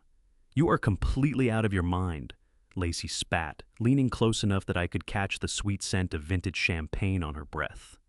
"You are a pathetic, broken old man, and you are ruining the most important night of my entire life. I am going to have you dragged out of here in handcuffs and thrown straight into a locked mental ward tonight. I am calling security right now." Before she could lift her manicured hand to signal the guards, Clifton Hargett strolled over. He moved with the slow, arrogant swagger of a man who genuinely believed he owned the universe and every soul inside it. He looked me up and down, taking in the vintage pinstripe suit and my remarkably composed expression. He let out a loud, patronizing scoff. His face carried the unmistakable mask of racial and financial superiority. "Is this the sad excuse for a father-in-law you told me about, Lacey?" Clifton asked, his voice layered with contempt and mocking amusement. "The retired mailman who's busy losing what's left of his fragile little mind." Lacey nodded, her hands balled into tight fists. "Yes, he somehow broke out of the house. He's completely unhinged and dangerous. Clifton, we need him gone right now before he starts screaming and derails the entire presentation in front of the investors." Clifton took a slow, confident sip of his bourbon and flashed a cold, cruel smile. He placed a hand gently on Lacey's bare back, an arrogant gesture of ownership. "Relax, my dear," Clifton murmured with full confidence, having no idea of the lethal threat standing before him. "I know exactly how to deal with people like him. Don't make a scene in front of the board members." He swung his arrogant gaze back to me and gestured dismissively toward a set of heavy wooden double doors tucked into a dark, quiet corner of the ballroom. "Let's step into the private service hallway," Clifton commanded, addressing me like a disobedient stray that needed to be put down. "We're going to take a nice, quiet walk to the back door. I'll handle this myself, and you are going to leave my property before I have you physically removed from the premises." I studied Clifton Hargett, his expensive velvet tuxedo, his unearned and absolute arrogance. Then I looked down at the heavy brown envelope in my hand, holding his complete and utter devastation inside it. I let a slow, dark smile spread across my face. I gave him a small, polite nod. "Lead the way," I replied, my voice low, smooth, and dangerously calm. I followed them away from the bright lights and the music, stepping into the quiet shadows of the service corridor, fully prepared to burn their entire arrogant world straight to the ground. The heavy wooden double doors swung shut behind us, cutting off the elegant music and the loud, self-satisfied laughter of the wealthy elite. The service corridor was stark and cold, lit by harsh fluorescent lights that buzzed faintly overhead. It was a jarring contrast to the golden opulence of the grand ballroom we had just left. This was the hidden underbelly of the luxury hotel, the space reserved for invisible workers, maintenance staff, and discarded refuse. It was the perfect setting for the execution I was about to carry out. Clifton Hargett leaned casually against the cold concrete wall and pushed his hands deep into the pockets of his velvet tuxedo. He regarded me with a mixture of profound boredom and racial contempt. He clearly thought he was humoring a deranged old man, giving his mistress a quiet, private moment to discipline her pathetic father-in-law, well out of sight of the wealthy investors. He had absolutely no idea he was standing inside his own tomb.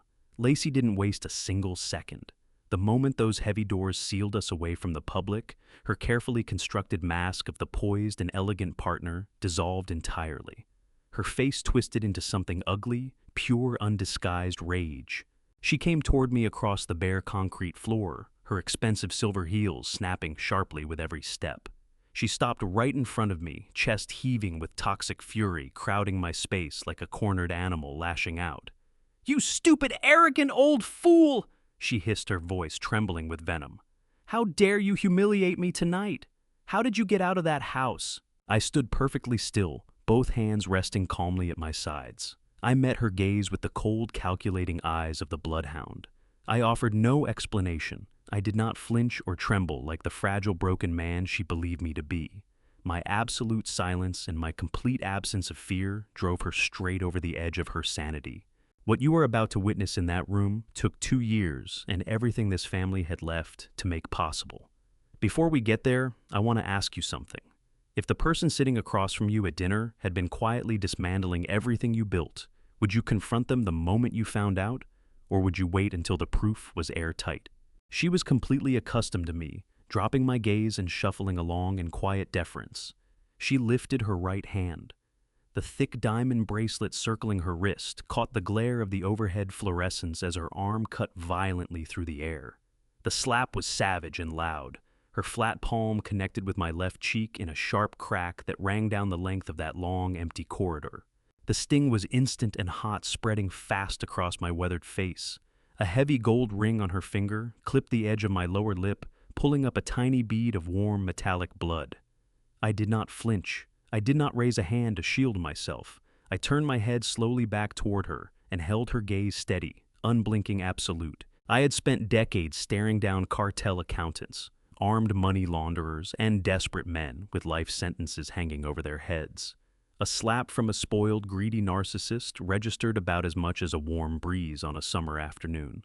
Clifton let out a low, cruel chuckle from somewhere in the shadowy corner behind her. "Put him in his proper place, Lacey," he murmured, drawing a slow sip from his expensive bourbon. "Show the old dog exactly who owns him." Lacey was breathing hard, those wild, furious eyes fixed on me. My complete absence of any physical reaction rattled her, but her vast unearned arrogance smothered the unease before it could take root. She convinced herself my stillness was nothing more than the paralyzed stupor of a broken senile mind. A trembling manicured finger came up and leveled itself at my face. "You are going to hand me those original property deeds right now." She spat the command in a shrill, demanding screech. "I know you brought them, Eldon. I know you came crawling here because you finally figured out that I hold every last bit of power over your miserable existence. Give me the original power of attorney and the deed to that slum you call a house. Hand them over and drag yourself back to your pathetic little rat hole before I have Clifton break your legs and drop you in the river." She thrust her hand out, palm up, utterly certain I was about to surrender everything I owned. She wanted the absolute legal stranglehold she believed she had earned by working her way through my exhausted son. She wanted the final piece that would let her park me in some grim locked facility and sell off my family home for pure profit. I looked at her open, grasping hand. Then I looked at the dark brown manila envelope resting quietly in my own. It was time. The long, careful hunt was drawing to a close. The trap had been laid without a single flaw. The prey was standing directly over the trigger plate, and it was time to let those heavy steel jaws snap shut. I reached into the inner breast pocket of my custom-tailored midnight blue pinstripe suit. I drew out a crisp white cotton handkerchief and dabbed the small drop of blood from the corner of my mouth in one slow, unhurried motion. I folded the cloth with care and tucked it back into my pocket. Every movement was deliberate, measured, completely stripped of fear or submission. I lifted the heavy brown envelope and extended it toward her waiting hand. "Here you go, Lacey," I said, my voice falling into a low, smooth, and terrifyingly even baritone. "I brought exactly what you asked for. Your property, your glorious future, and everything you have ever worked toward is waiting for you right inside that envelope." Lacey let out a loud, contemptuous scoff. She snatched the brown envelope from my grip with the frantic, ravenous swiftness of a vulture seizing stolen meat. A smug, triumphant smile snapped back across her perfectly made-up face. She glanced over her shoulder at Clifton, hoisting the envelope up like some massive golden prize. "You see, Clifton?" She gloated, her voice soaked in toxic satisfaction. "I told you he was nothing but a weak, pathetic old coward. All it takes is a little show of force, and these people fold like wet paper. He actually brought the deeds. He is finally giving up." Clifton smirked, swirling the amber liquid around in his crystal glass. "Good girl." He praised her, entirely blind to the enormous storm suspended directly above his head. "Now, check the signatures, and let's get back to the party. The investors are waiting on the big reveal." Lacey turned her full attention back to the envelope. She gripped the metal clasp and tore it open with a hard, aggressive yank. The sound of heavy paper splitting echoed sharply in the quiet service corridor. a hard, violent noise like a curtain going up on something beautiful and devastating all at once. She slid her long, manicured fingers down inside the opening. She was fully expecting to feel the familiar texture of standard real estate contracts or the thick stock of a certified property deed. She was anticipating the final legal document that would bankroll her lavish life and seal her escape from my son, Darnell. She pinched the thick folded stack and pulled it eagerly out into the harsh fluorescent glare. I watched her face with the cold, focused attention of a clinician. It unfolded in absolute slow motion. Her eyes swept eagerly across the top of the very first page, expecting to find the letterhead of a local property attorney or the stamp of a county clerk's office. Instead, those arrogant, victorious eyes landed on the heavy, unmistakable official seal of the United States federal government. The smug, superior smile plastered across her face did not simply fade. It froze solid and shattered, as though her skull had been plunged into liquid nitrogen. Her breathing stopped entirely. The color evacuated her skin so fast, she looked like something that had already died standing up. She stared at the bold black text running across the top of the page. It was not a deed to my house. It was not a power of attorney handing her control over my life. It was a sweeping federal asset seizure order, issued directly by the Federal Bureau of Investigation and fully authorized by the Department of the Treasury. And right below that terrifying federal header, clearly spelling out the precise reason for her ruin, her own name sat printed in heavy ink beside the words corporate espionage and massive financial fraud. Her trembling fingers fumbled blindly, the undeniable weight of reality pressing down through the paper and into her hands. She was clutching the exact legal instrument of her own complete destruction, and the look of pure, unfiltered horror flooding her eyes was the most beautiful thing I had ever witnessed. Lacey stood motionless in the harsh light of the service corridor. Her breathing had stopped cold. The federal asset seizure order, resting in those perfectly manicured hands, was not merely a document. It was a mirror held up to the absolute end of everything she had built. I watched her carefully constructed, arrogant world split violently apart into a million pieces that could never be put back together. Her eyes moved frantically across the heavy black ink, hunting desperately for an error or the punchline of some cruel joke. But the Federal Bureau of Investigation does not traffic in jokes about corporate espionage and financial fraud on a massive scale. The full weight of the truth finally broke through and crushed whatever was holding her up. Her hands began shaking in a hard, uncontrollable tremor. The thick stack of legal documents slid through her numb fingers. Pages scattered across the cold concrete floor like dead leaves shaken loose from a dying tree. She stumbled backward, her silver heels scraping harshly against the floor until her spine hit the cold concrete wall. No words came. Her throat was seized completely by the suffocating grip of pure, unfiltered terror. She slid slowly down the wall until she was sitting on the dirty concrete. Her expensive silver evening gown pooled around her ruined, both hands pressed flat against her chest as she fought for air. Clifton Hargett was still leaning casually against the far wall, turning that crystal glass slowly in his fingers. He had been watching the whole exchange with the look of a man mildly inconvenienced. In his thoroughly arrogant, privileged mind, he figured Lacey was simply having some overwrought emotional reaction to a stubborn old man. He assumed I had brought a fraudulent deed or some outdated document to try and negotiate a feeble compromise. He exhaled loudly, rolling his eyes at the sudden mess of papers strewn across his pristine service hallway. "Lacey, what on earth is wrong with you?"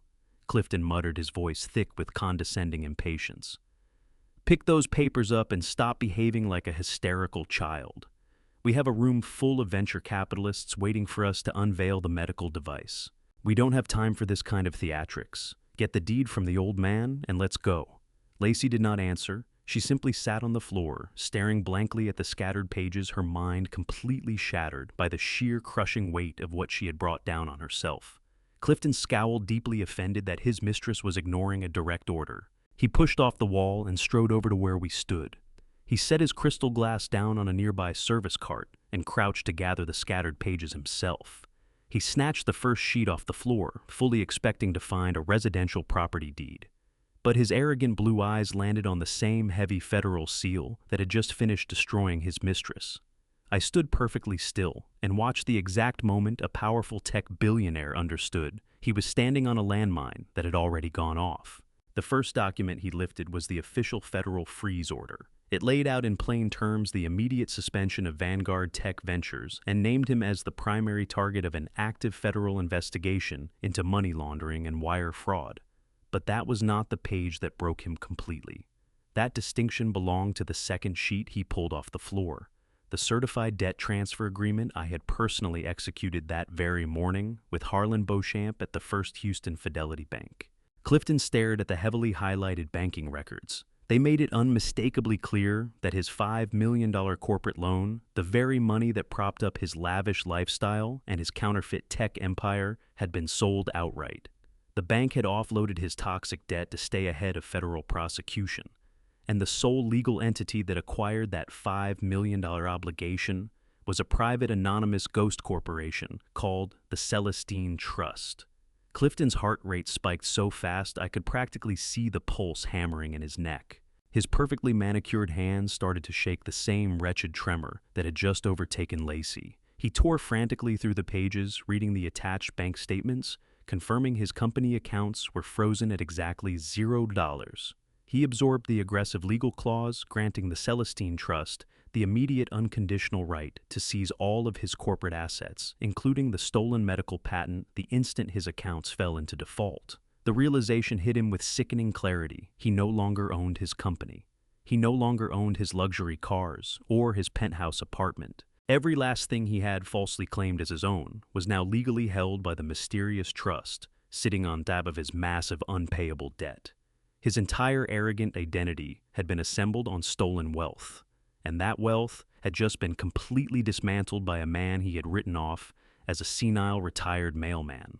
The color left his face all at once, the skin going a sickly, waxy pale. Heavy beads of cold sweat broke across his forehead, destroying his carefully styled hair. He looked up slowly from the papers littering the concrete floor. The mocking superior gaze was gone, wiped away entirely. In its place sat the wide, hollow stare of a cornered rat that had just realized it was locked inside a cage with something that hadn't eaten in a very long time.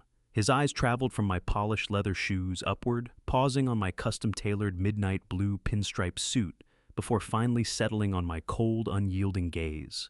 His mind was misfiring badly, struggling to reconcile the frail old man Lacey had described with the federal executioner now standing directly in front of him. He could not make sense of how an elderly black man from the south side of Houston had assembled the financial firepower to purchase a $5 million corporate debt in a single afternoon. "You!" Clifton wheezed, his voice collapsing into a high-pitched, pitiful whisper. He swallowed hard, a loud, audible gulp, forcing air down into his constricting lungs. "You bought my debt. The bank sold you my entire company. Who are you?" I did not smile. I did not extend to him a single ounce of mercy or comfort. I reached up with my steady, calloused hands and calmly straightened the knot of my deep navy silk tie, making certain it sat perfectly flush against my collar. I looked down at the broken, trembling billionaire kneeling on dirty concrete, surrounded by the irrefutable evidence of his total destruction. "I am Eldon," I said, my voice a deep, resonant rumble that rolled off the cold walls. "I am the husband of Celestine, the brilliant woman who spent her final days constructing this entire federal case against you. And as of right now, I am your sole legal creditor, Clifton. You have been completely bankrupt since 3 hours this afternoon." I stood in that cold service corridor and watched the complete unraveling of a human mind. Lacey was sitting on the dirty concrete floor, her expensive silver evening gown spreading around her like standing water. Her perfectly manicured hands clawed at the cold floor, as though she were trying to stop herself from sliding off the edge of something vast. The human brain is a remarkable machine built to guard itself against sudden catastrophic shock. But there is no psychological armor thick enough to absorb what I had just brought down on her. Just 10 minutes ago, she had been the undisputed centerpiece of the Houston Innovation Gala, draped in stolen diamonds, working through a glass of vintage champagne, poised to walk onto a bright stage and claim my son's medical patent as her own. She had forged Darnell's signature, secured $200,000 in fraudulent loans, and laid careful plans to have her 73-year-old father-in-law committed to a grim state-run facility. She was certain she had locked in a lifetime of unearned comfort. She believed she had taken my house, my son's future, and my freedom along with it. But the federal documents spread across that floor told an entirely different story. In a matter of agonizing seconds, the whole delusional world she had built was torn away. She did not just lose the stolen medical company. She lost the money, the lifestyle, and every bit of control she thought she had over my family. She was no longer a wealthy socialite. She was an exposed federal criminal staring straight into the mouth of a decade inside a maximum security penitentiary. The reality struck her central nervous system like a physical blow. Her breathing turned shallow and erratic, her chest rising and falling in rapid panicked bursts as her lungs scrambled for oxygen her terrified brain could no longer process. Her eyes swept frantically around the narrow concrete hallway, hunting for any exit, any crack of light, any reason to hope. She was a woman going under, desperately scanning the surface for something to hold on to. And then she looked up at Clifton Hargett. Clifton was still on his knees among the papers, surrounded by the undeniable proof of his own complete insolvency. He was staring at the banking records that established me as the sole legal owner of his entire tech empire. His pristine velvet tuxedo felt, I was certain, like a heavy prison uniform pressing down on his shoulders. He was sweating through it, his face a portrait of pure, unfiltered horror. Lacey looked at him, her blue eyes wide and desperate. In her twisted, dependent mind, Clifton was her last savior. He was the wealthy, connected billionaire who could make anything disappear with the right lawyers and the right phone calls.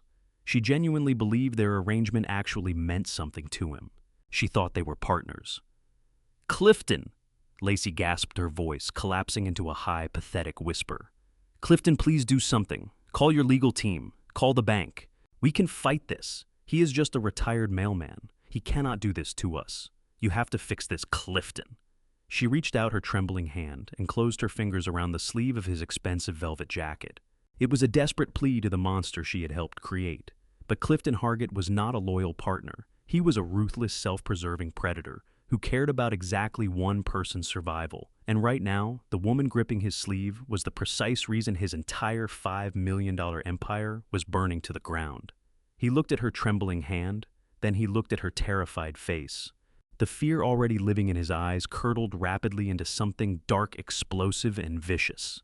He wrenched his arm free from her grasp, as if her touch carried something contagious.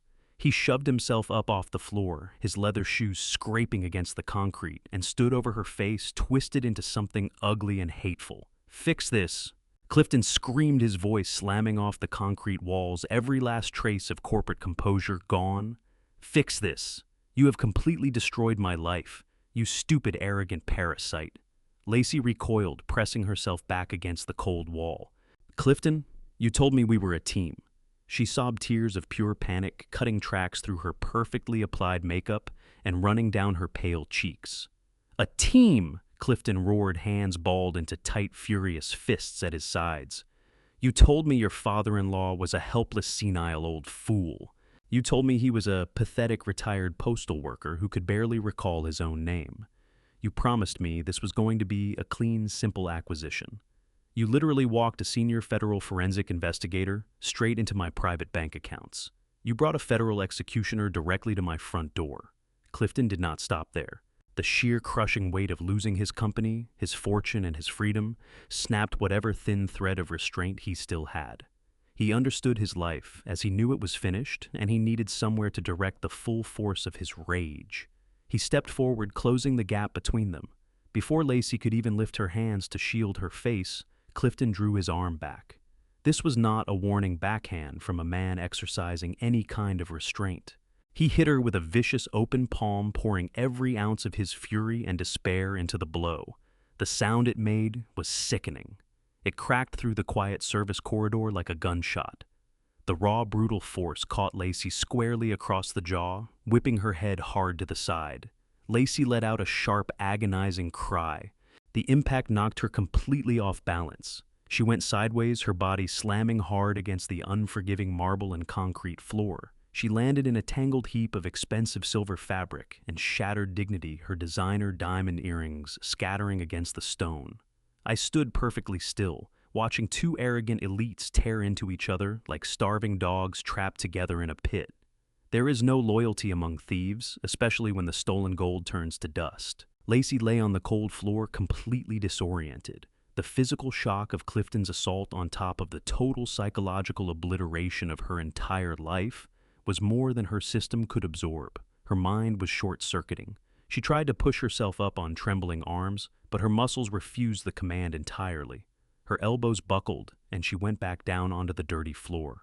She began to hyperventilate. Her mouth gaped open, desperate for air, but her throat was locked tight under the crushing grip of a severe panic attack. The expensive vintage champagne she had been working through all evening in the grand ballroom came rushing back up her throat, mixing with the bitter, toxic taste of pure terror. She rolled onto her hands and knees, her body convulsing hard. She retched onto the pristine floor of the luxury hotel, her stomach contracting in painful, relentless spasms. She was completely undone. Every trace of her manufactured aristocratic poise stripped away, reduced to a trembling, wrecked mess on the ground. "Please!" she managed to force out between the violent spasms, her voice barely recognizable. "Please, I cannot breathe." I did not offer her water. Clifton did not crouch down to comfort her. We both stood there and watched her drown in the suffocating tide of her own consequences. Lacey let out one final rattling gasp, her eyes rolling back into her head and exposing the terrifying white sclera as her overwhelmed nervous system initiated an emergency shutdown. Her arms gave out completely. Her head dropped forward and struck the cold floor with a dull, heavy thud. She went out cold. Her body lay limp on the dirty concrete of the service corridor, completely unresponsive. The arrogant, treacherous daughter-in-law, who had schemed to have me locked away in a sealed mental ward, was now unconscious at my feet, laid flat by the quiet, crushing weight of the truth. The psychological devastation had shattered her completely, and the trap I had built around her was finally fully shut. The cold concrete offered her nothing. 5 agonizing minutes passed before Lacey began to stir. I stood without moving, watching her perfectly manicured fingers twitch against the dirty stone. She let out a weak, pitiful groan as her eyes slowly came open. Her vision was unfocused, her silver dress completely ruined, stained with grime and the remnants of her panic attack. She tried to push herself onto her knees, head-hanging low blonde hair plastered to her damp face. She was desperately hoping the federal asset seizure order and Clifton's savage blow had been nothing more than a dark fragment of some terrible nightmare. But the nightmare was entirely real, and it was about to get far worse. Before she could gather the strength to stand, the heavy wooden double doors leading into the grand ballroom burst open with explosive force. It was not hotel security responding to a disturbance. A tightly coordinated team of armed federal agents and local police officers poured into the narrow hallway. Their heavy black tactical boots hammered against the polished floor, shaking the very bones of the luxury hotel. Bright flashlight beams cut through the dim fluorescent light. The loud, commanding voices of law enforcement bounced off the walls, ordering everyone to freeze and put their hands in the air. Clifton Hargett made a sudden, desperate lunge toward the emergency exit, but his billionaire status bought him absolutely nothing against federal authority. 2 massive tactical agents drove him hard into the concrete wall. The sickening crack of his expensive velvet tuxedo hitting the stone was followed immediately by the sharp, cold, metallic snap of handcuffs locking tight around his wrists. Lacey sat frozen on the floor, paralyzed by the scale of the raid. The glittering high society tech gala on the other side of those doors had been shut down entirely. The wealthy venture capitalists and corporate elites were being held in the main room, watching the very public collapse of the man who had just promised them the future of medical innovation. Lacey pressed her back against the wall, pulled her knees to her chest, and sobbed without control as the federal agents locked down the perimeter. Police radio chatter filled the air with cold, clinical reality. She looked up at me, her tear-streaked face twisting into a mask of raw, unadulterated desperation. She was ransacking her broken mind for an escape, a loophole, some lie she could construct to save herself. But her entire web of deception was about to be permanently dismantled. Through the churning sea of dark uniforms and flashing badges, a single civilian figure walked slowly into the service corridor. The agents parted naturally to let him through, because I had personally cleared his arrival with the Federal Task Force commander earlier that afternoon. It was my son. It was Darnell. He was no longer wearing the hollowed, defeated look of a man bleeding out from a failing startup. He had on a dark suit spine, straight jaw, set with a deep and terrifying resolve. I had sent him a simple text message 3 hours ago, telling him to come to the downtown luxury hotel and wait in the lobby until the police arrived. He stepped into the harsh light of the hallway and came to a stop right beside me. He no longer looked like a grieving son carrying the loss of his mother. He looked like a bloodhound. He looked like a man who had finally seen the unfiltered truth in full. Darnell stood perfectly still, his dark eyes moving slowly across the wreckage of the service corridor. He looked at Clifton Hargett groaning against the wall, with his hands bound in heavy steel. He looked at the massive stack of federal banking records and asset seizure orders spread across the wet concrete floor, and then his eyes dropped to the high-definition surveillance photographs lying near his leather shoes. I watched my son look down at the crystal-clear images of his wife in designer clothes, intimately kissing the very man who had rejected his medical patent 6 months ago. He saw photographs of them holding hands entering luxury hotel rooms together, laughing while he had been sitting alone in a cold laboratory slowly going under. The final heavy curtain of his blindness was ripped away all at once. Lacey saw the precise moment his eyes found the affair photographs. A fresh wave of absolute terror broke across her face.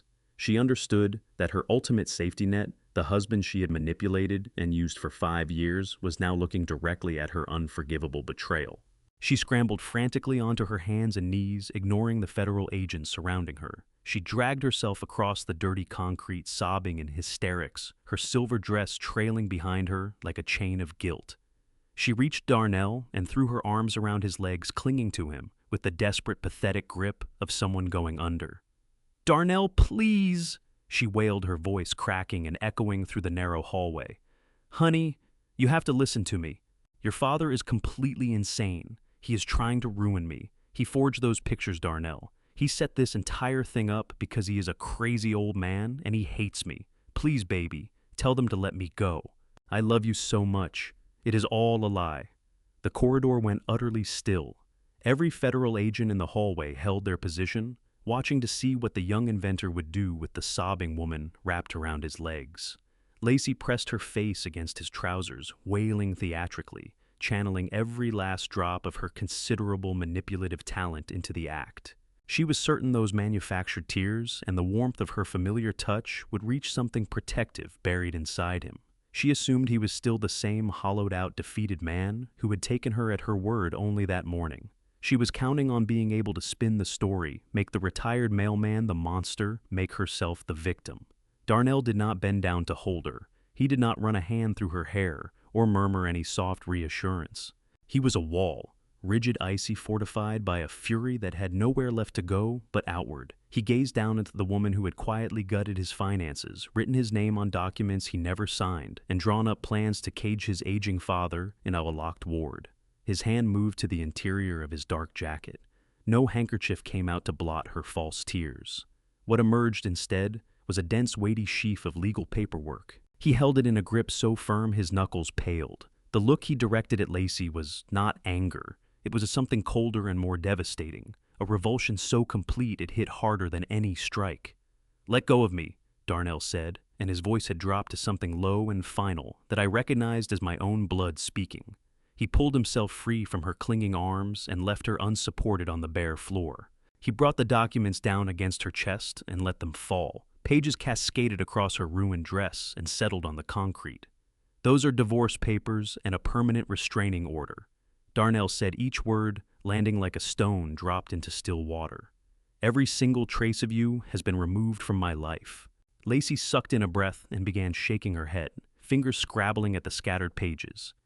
"No, Darnell, you cannot," she begged, voice crumbling. "You don't understand, Celestine. My mother understood everything." Darnell cut straight through her, his tone sharpening into something fierce and protective. "She saw you clearly from the very beginning. She composed a delayed encrypted message and routed it to my private server. It reached me exactly 1 hour ago. I listened to the recording, Lacey. I reviewed every offshore transfer. I heard you and that criminal against the wall carving up my medical patent between yourselves. You didn't simply steal from me. You sat down and mapped out how to have my grieving father locked away so you could take his house. There is no version of you that deserves forgiveness. My wife had barely been laid to rest when my daughter-in-law materialized at my door in the driving rain and told me to get my things together for a budget nursing home. I didn't utter a syllable. I climbed into my neighbor's truck and rode in silence, but we didn't go to my house. He pulled up to an abandoned warehouse on the outskirts of Houston, put a key in my hand, and told me, "This is something only you can know, and you must never tell your son." I pushed that heavy metal door open and stood there as the whole foundation of what I believed about my life cracked apart beneath me. For 2 full years, the gentle woman I had built my life around had been carrying a secret large enough to bury us all. Nothing disturbed the silence in that service corridor but the wretched sound of Lacey crying on the dirty floor. Darnell had just brought the curtain down on her, completely cut her from our family with surgical precision. Every bit of her invented refinement was gone. She was hollowed out with nothing left to clutch. But human nature at its most contemptible hadn't finished showing itself. A vessel going down doesn't inspire loyalty. It inspires panic. The people aboard stop reaching for each other and start climbing over each other, driving elbows into faces, anything to steal one more breath above the waterline. Clifton Hargett was the purest specimen of that instinct. He was pinned flat against the concrete by 2 federal agents' wrists locked in steel behind his back. He had stood there watching Darnell drop the divorce papers onto Lacey's ruined dress. He had absorbed every word as my son laid out the evidence, the stolen patent, the forged signatures, the plot to warehouse me in a psychiatric facility. In that moment, Clifton ran the calculation and saw that Lacey held 0 leverage. She was a liability with a pulse. What he saw instead was the composed elderly black man in the custom-tailored midnight blue pinstripe suit, and he understood that man was the only exit left. He looked straight past Lacey's sobs. He looked past my son Darnell, who was standing there with his stolen life finally returned to him. Clifton fixed those red panicked eyes on mine, alone. The billionaire who had made a habit of closing doors on black entrepreneurs was now preparing to swallow every last scrap of that arrogance and grovel at the feet of a retired mailman. "Mr. Eldon!" Clifton wheezed desperation, cracking through every syllable. "You have to hear me out. I am as much a victim as anyone in this hallway. I never had any knowledge of the plan to put you in a psychiatric ward. God is my witness, I did not know she was raiding her own husband's accounts to keep my company breathing."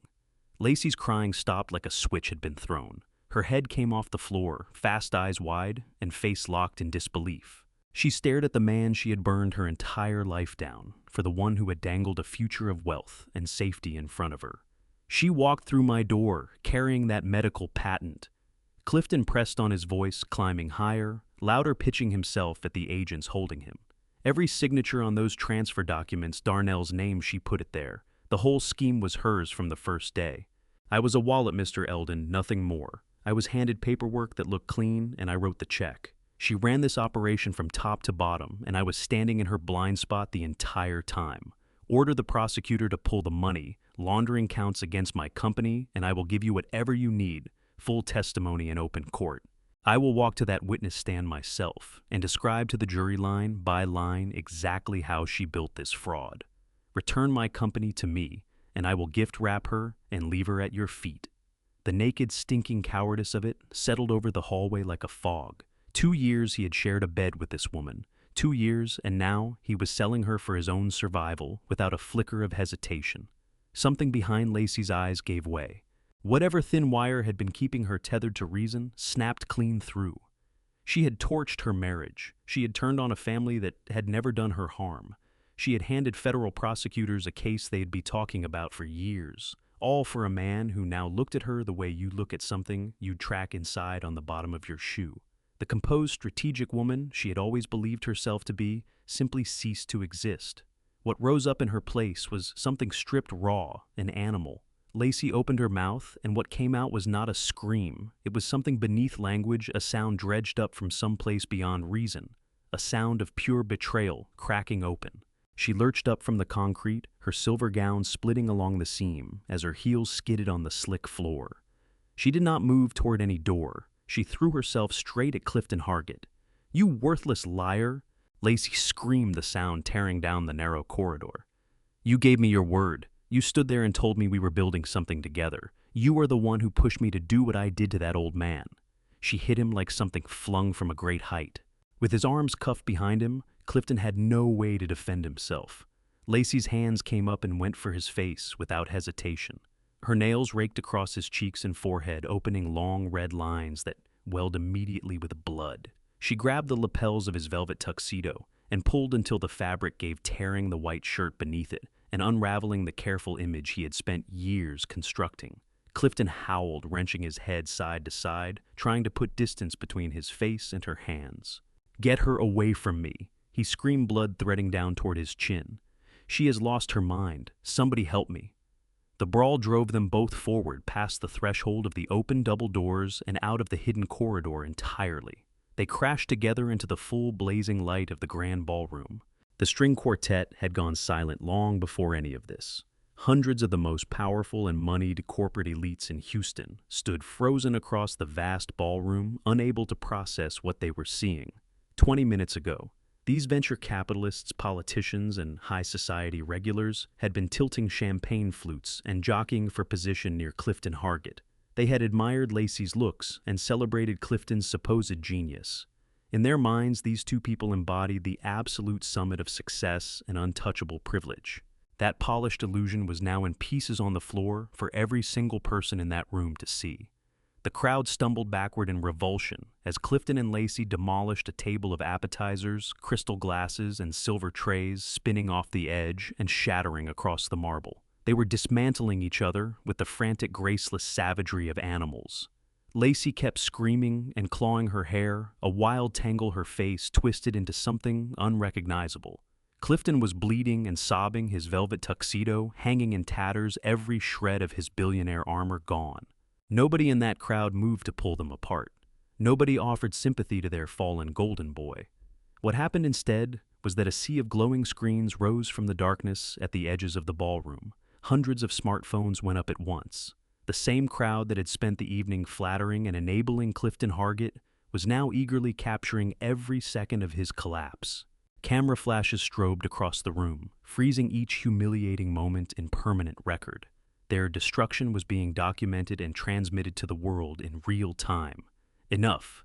The lead federal task force commander's voice cut through the chaos like an axe. 4 tactical agents surged forward and wrenched the two of them apart by force. They hauled Lacey off Clifton and drove her face down onto the cold, polished marble. She thrashed and kicked, hurling incoherent curses at the man she had ruined herself for every last scrap of her dignity long gone. I stood in the service corridor doorway beside my son Darnell and watched the devastating symphony of their destruction reach its final note. An agent seized Lacey's wrists and pinned them behind her back. The sound rang out across the silent ballroom with perfect clarity. The sharp, heavy snap of cold steel locking shut. The handcuffs closed tight around her wrists, chaining her permanently to what her own greed had built. "Get them both out of here," the federal commander called out. The agents yanked Lacey and Clifton upright. They did not spare them the back exit.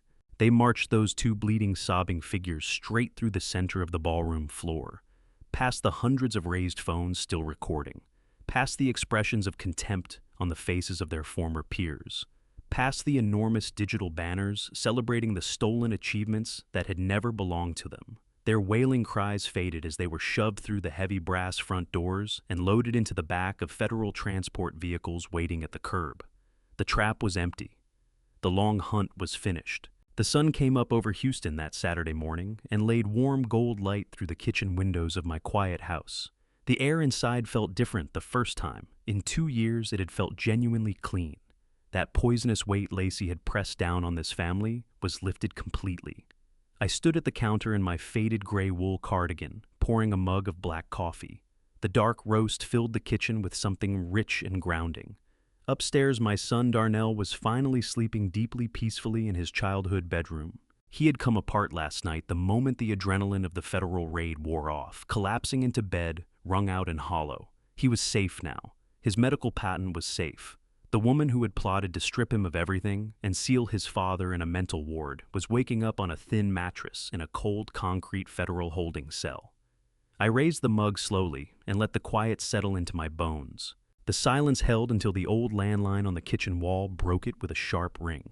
I crossed the room and looked at the caller identification screen. a generic automated number from the Harris County Detention Center. I let it ring twice before I lifted the receiver. An automated voice told me I had a collect call from an inmate. I pressed the button to accept. Eldon. Lacey sobbed, her voice filtering through the phone line thin and wretched. She was crying too hard to hold a sentence together. The sharp, vicious predator who had struck my face in that service corridor 12 hours earlier had ceased to exist. She had spent the night sealed in a small steel cage up against the hard, indifferent machinery of the federal justice system. She had come to understand that Clifton Hargett was not dispatching a high-priced legal team to pull her out. Clifton was drowning in his own federal money laundering charges and had already offered her up to save himself. Lacey was utterly alone, and in that desperation she dialed the one man she had worked so hard to destroy. Eldon, please, you have to do something for me. Lacey wailed, her voice splitting with raw panic. It is so cold in here. The guards treat me like I am nothing. They took everything, my clothes, my jewelry. You have to call the bank and post my bail. I know you have access to the money. I saw what those documents said last night. You are sitting on serious wealth. Please, I am your family. I am Darnell's wife. You cannot leave me to rot in this place. I stood in my warm kitchen, looking out at the beautiful green lawn Celestine had tended for years. I listened to her plead and felt absolutely nothing. I took another slow sip of coffee. Do you remember that old industrial warehouse on the edge of the city, Lacey? I asked, my voice even, and completely unmoved. The abandoned brick building you and Clifton had earmarked to seize and liquidate after you had me committed. She went quiet for a moment, thrown off by the question. Yes, she managed weakly. I used that very property to finance the recovery of everything my son was robbed of. I said, delivering the final blow at a measured pace. I leveraged the commercial value of that building through the Celestine Trust and purchased the entire Vanguard Tech Ventures medical portfolio outright during the federal asset freeze this morning. The device you worked so hard to steal is now registered under a protected corporate entity that belongs entirely to Darnell. He holds sole executive authority over his own creation. No, Lacey breathed, a fresh wave of terror breaking across her voice. You have nothing left, Lacey, I told her, my tone dropping into something cold and absolute. No company, no husband, not a single cent of what you stole from my son, and no family with any reason or intention to post your bail. Enjoy your new home. I brought the receiver down from my ear and pressed the button to disconnect. Her screaming cut off. I set the phone back gently on the wall mount and returned to my coffee. I had not even finished the mug when the final piece of this arrived on my front lawn. The shriek of hard-braking tires tore down the quiet suburban street outside. A large gleaming white luxury SUV swung around the corner and stopped illegally across my driveway, blocking it entirely. Both doors swung open and two people came marching up my front walkway with the bearing of those who had never once been told no. It was Floyd and Loretta Odom Lacey's biological parents, the very people who had handed their daughter the blueprint for looking down on everyone else. An older couple draped in country club money, carrying a sense of racial and financial superiority like it was sewn into their clothing. For 5 years, they had excluded me and Celestine from every gathering they hosted. They made pointed, cutting remarks about my neighborhood and treated my brilliant son as though he were a curiosity their daughter had made the error of bringing home. I got to the front door and stepped out onto the porch before they reached the bell.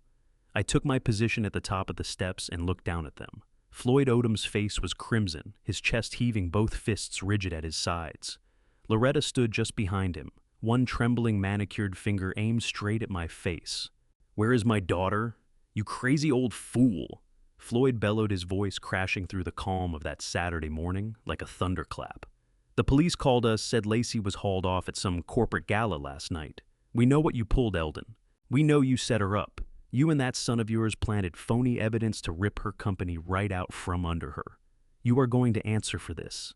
Loretta shrieked beside him, her face a mask of pure aristocratic contempt. "We have the finest defense attorneys in Houston on call. We will sue you down to nothing. We will see you rot in federal prison for false imprisonment and malicious prosecution. People like you are all the same. You are nothing but jealous criminals out to tear down successful families." I did not raise my voice. I did not retreat a single step. I simply studied the two arrogant racists planted on my lawn, utterly blinded by their own toxic entitlement. They had marched onto my property, expecting to bully an elderly black man into silence with bluster and high-priced lawyers. My hand moved into the deep pocket of my wool cardigan. I drew out a thin black leather folder. I had seen their arrival coming, and the bloodhound accounts for every variable before the chase begins. I opened that folder and produced 3 crisp financial documents, their key passages highlighted in yellow. I held them up in the full morning light, so Floyd and Loretta could see every printed seal clearly. "You are absolutely right about one thing, Floyd," I said, my voice a low, steady rumble that killed his shouting dead. "Your daughter was remarkably skilled at stealing money, but she was not spending those stolen corporate funds only on diamond earrings and luxury hotel suites for herself." Floyd's aggressive posture wavered, his frown deepening as his eyes landed on the official bank seals across the pages I held. My forensic accountant worked through the entire night, tracing the offshore wire transfers Lacey initiated over the last 2 years. I said, my tone cold and precise. "It turns out Lacey was heavily bankrolling your comfortable, wealthy lifestyle with money she violently embezzled from my son's medical startup and from Clifton's defrauded investors." Loretta gasped, stumbling a half-step backward as though the papers in my hand were giving off radiation. "That is an outright lie," she stammered. "Lacey is a successful executive. The money she gave us was legitimate." "There is no such thing as a legitimate gift when the funds were stolen from a federal bank account." I locked my eyes onto hers and held them there. "These documents show a direct wire transfer of $100,000 into your personal account. Money you immediately turned around and used to purchase that brand new luxury boat sitting at your private lake house. Another $50,000 wire covered your exclusive country club membership fees. You have been living like royalty on money your daughter stole from a black man." The full, terrible weight of that reality finally landed on their privileged faces. The color drained from Floyd Odom's cheeks until he looked like a hollow, sickly ghost. They understood now. They were not simply the outraged parents of a wrongly accused daughter. They were direct beneficiaries of a massive federal money laundering conspiracy. Under federal law, the government holds the absolute right to seize any and all assets purchased with embezzled funds. I told them, outlining their total destruction with cold, unhurried precision. "The federal agents are already assembling the warrants. If you do not turn around, get in your car and leave my property this instant. I will make a single phone call to the federal task force commander. I will hand over these wire transfer records, and I will see both of you formally indicted as active accomplices for knowingly receiving and concealing stolen federal assets. You will lose the boat, the country club, and that massive house. You will spend your golden years in a cold federal penitentiary cell, right alongside your precious daughter." The silence that settled over my front lawn was total and deeply satisfying. Floyd and Loretta Odom had no more screaming left in them, no more threats to sue, no more names to hurl. The loud, arrogant bullies had been swallowed whole by the crushing, terrifying reality of their own criminal complicity. Floyd turned around slowly. He took his trembling wife by the arm and walked her back toward their large luxury vehicle. They moved like people whose bones had gone soft, completely stripped of the false superiority they had worn like armor. They got in their car and sped away down the street, fleeing back toward a home they were already destined to forfeit. The battlefield was clear. The poisonous roots had been torn all the way out of the ground. The months that followed the spectacular collapse of Vanguard Tech Ventures settled into a quiet, healing rhythm. The federal justice system is a massive, slow-grinding machine, but when it finally locks onto a target, it does not let go. I took my seat in the back row of the federal courthouse in downtown Houston for the final sentencing of the 2 predators who had tried to dismantle my family. The courtroom was cold, filled with the heavy, wordless weight of absolute consequence. Clifton Hargett, the wealthy tech billionaire who had refused to deal honestly with black entrepreneurs, was stripped of his custom velvet suits and every shred of his unearned privilege. He stood before the federal judge in a standard-issue orange jumpsuit, his wrists bound in heavy iron chains that clinked loudly in the stillness of the room. He pleaded for leniency, sobbing about his shattered reputation, but the judge offered him nothing. From her bench, she looked down and sentenced him to 12 years in a maximum security federal penitentiary for massive corporate money laundering, wire fraud, and criminal conspiracy. He wept openly, a broken, pathetic figure, as the armed bailiffs pulled him from the room. Lacey stood next. The beautiful calculating socialite who had gaslit my son and tried to have me locked away in a mental institution looked pale and entirely hollowed out. Her blonde hair hung in a tangled knot, and the arrogant fire that used to burn in her eyes had gone completely dark. The federal judge regarded her with unyielding disgust. For the crimes of aggravated identity theft, corporate espionage, and the malicious conspiracy to permanently deprive an elderly citizen of his freedom, Lacey was sentenced to 10 years in federal prison. She did not glance back at us as they let her out. The toxic parasites were permanently removed from our lives. While the criminals sat in their cold concrete cells, my son Darnell underwent a remarkable and beautiful rebirth. The devastation of his ruined marriage did not break his spirit. With the full financial backing of the Ivan Trust and complete legal control of his own medical patent, Darnell built an entirely new medical technology company from the ground up. He left that small, suffocating laboratory behind and opened a sprawling state-of-the-art research facility right here in Houston. I watched with overwhelming pride as he took the stage under bright lights to unveil the revolutionary medical device that would go on to save countless lives. He was not the exhausted, defeated man who had once wept to me over a video call. He was a confident, commanding chief executive officer, finally stepping into the enormous potential his mother and I had always known was inside him. He built a team of sharp, principled engineers and made sure that integrity was embedded in the very foundation of his company. The legacy he was constructing was untouchable, and it was entirely his own. As for me, I did exactly what I have done for the last 25 years. I did not move into some sprawling mansion behind a gated wall. I did not acquire a fleet of imported luxury cars or load my wrists down with heavy gold watches. That flashy, hollow way of living belongs to people who need strangers to confirm their worth. I already knew exactly who I was, and I knew exactly the kind of man my sweet fell in love with. I stayed right here in my quiet house on the south side. I folded my custom-tailored midnight blue pinstripe suit back into its heavy garment bag and pushed it to the far end of my dark closet. The bloodhound had completed his final hunt, and it was time to rest. I pulled on my faded gray wool cardigan and my comfortable orthopedic walking shoes. I spent my quiet mornings drinking black coffee on the front porch, lifting a hand to my neighbor Roscoe as he rolled past in his battered old work truck. I spent my long, warm afternoons pushing the old lawnmower across the yard, trimming the grass and carefully tending to the beautiful white gardenia bushes Celestine had planted decades ago. The deep, honest satisfaction of that physical labor kept me grounded. It reminded me that real power is not about dominating others or hoarding wealth.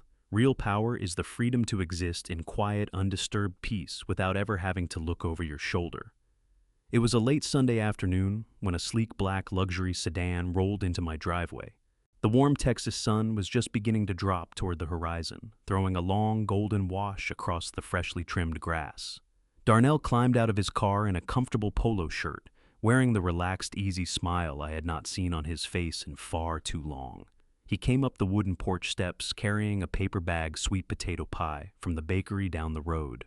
I was settled into my favorite wooden rocking chair, taking in the soft chorus of summer crickets and the distant laughter of neighborhood children out in the street. Darnell set the warm bag in my hands and dropped into the empty rocker beside me. We stayed like that for a good long while, just the two of us in easy, familiar quiet, watching the evening sky shift from bright orange to a deep, restful purple. I glanced over at my son. His eyes were fixed on the street, but they were bright with tears he hadn't let fall yet. The full weight of the past year, the betrayal, the federal raid, the trial, and the hard-won rebuilding of everything he had lost was finally catching up to him in the safety of that shared silence. He leaned forward, set his elbows on his knees, and pressed his face into both hands. "Dad," Darnell whispered, his voice breaking under a grief that squeezed my heart. "I am so incredibly sorry. I am sorry I ever doubted you. I am sorry I let that woman into our home. And I am sorry I almost let her have you locked away. I was completely blind and I nearly lost you forever because I was too foolish to see the truth that was standing right in front of my face." He wept quietly, then the deep, honest tears of a good man finally setting down a burden he had been carrying far too long. I did not say a word. I let him cry because I knew he needed to drain that poison out of himself completely.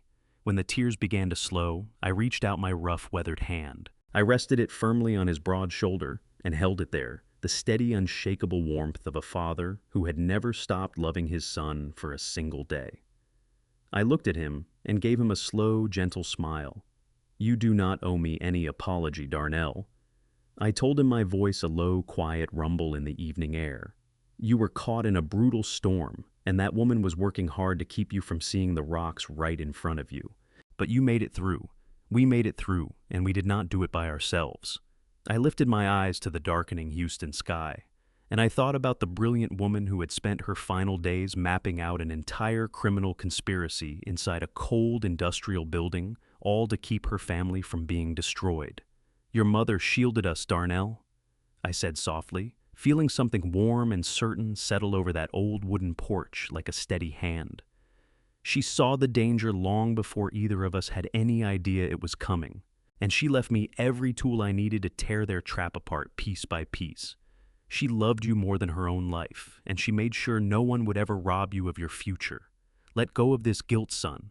The storm has passed. Your mother protected us, and we are safe." It was a clear, warm Sunday morning when I drove my battered old work truck out to the quiet cemetery on the edge of Houston. The sky overhead was a deep, brilliant blue, nothing like the freezing rain that had soaked through my coat on the day we laid my suite to rest. The air carried the scent of pine and damp earth. The violent, dark storm that had threatened to swallow my family whole was gone, leaving behind a stillness so complete it felt like breathing for the first time. I parked near the iron gates and made my way slowly across the green grass, a single yellow chrysanthemum held loosely in my calloused hand. I found her headstone and stood before it for a long while, listening to the soft stir of leaves in the old oak trees overhead. Then I knelt down slowly. My knees made their usual complaint, a reminder of my 73 years on this earth. But the pain was something I could live with. I laid the yellow chrysanthemum gently against the cool gray stone, just below her name, carved there in clean, careful letters. "I did it, Celestine." I whispered, my voice weighted with feeling, but completely steady. "I did exactly what you asked of me. I found your hidden warehouse. I saw the extraordinary war room you built while your body was failing you. I took the evidence you gathered, and I used it to bring down the people who were trying to take everything from our boy. Darnell is safe now, my love. His medical patent is back in his hands. He has opened his own research facility, and he is flourishing. Lacey is sitting in a federal prison cell, and she will not see the free world again for 10 long years. You protected us, Celestine. Even as you were dying, you were the fiercest guardian this family has ever known. I am so proud of you, and I miss you every single day."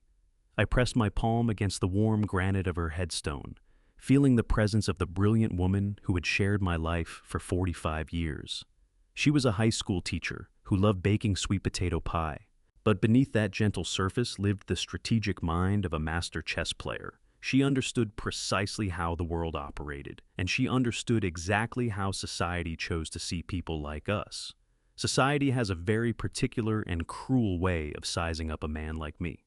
When you are an older African-American man walking through a wealthy neighborhood or stepping into the marble lobby of a high-rise corporate bank, people do not see a lifetime of hard-won achievement. They do not see a sharp mind or a senior federal forensic auditor who once dismantled global money laundering operations on behalf of the United States government. They take one look at my faded gray wool cardigan, my scuffed orthopedic shoes, and the deep lines carved into my face, and they write me off without a second thought. They see the color of my skin and my unhurried manner, and they decide in an instant that I am uneducated, powerless, and easily dismissed.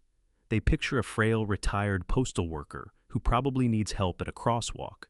Lacey and her wealthy, arrogant partner, Clifton Hargett, constructed their entire criminal scheme on that exact racist, ageist assumption.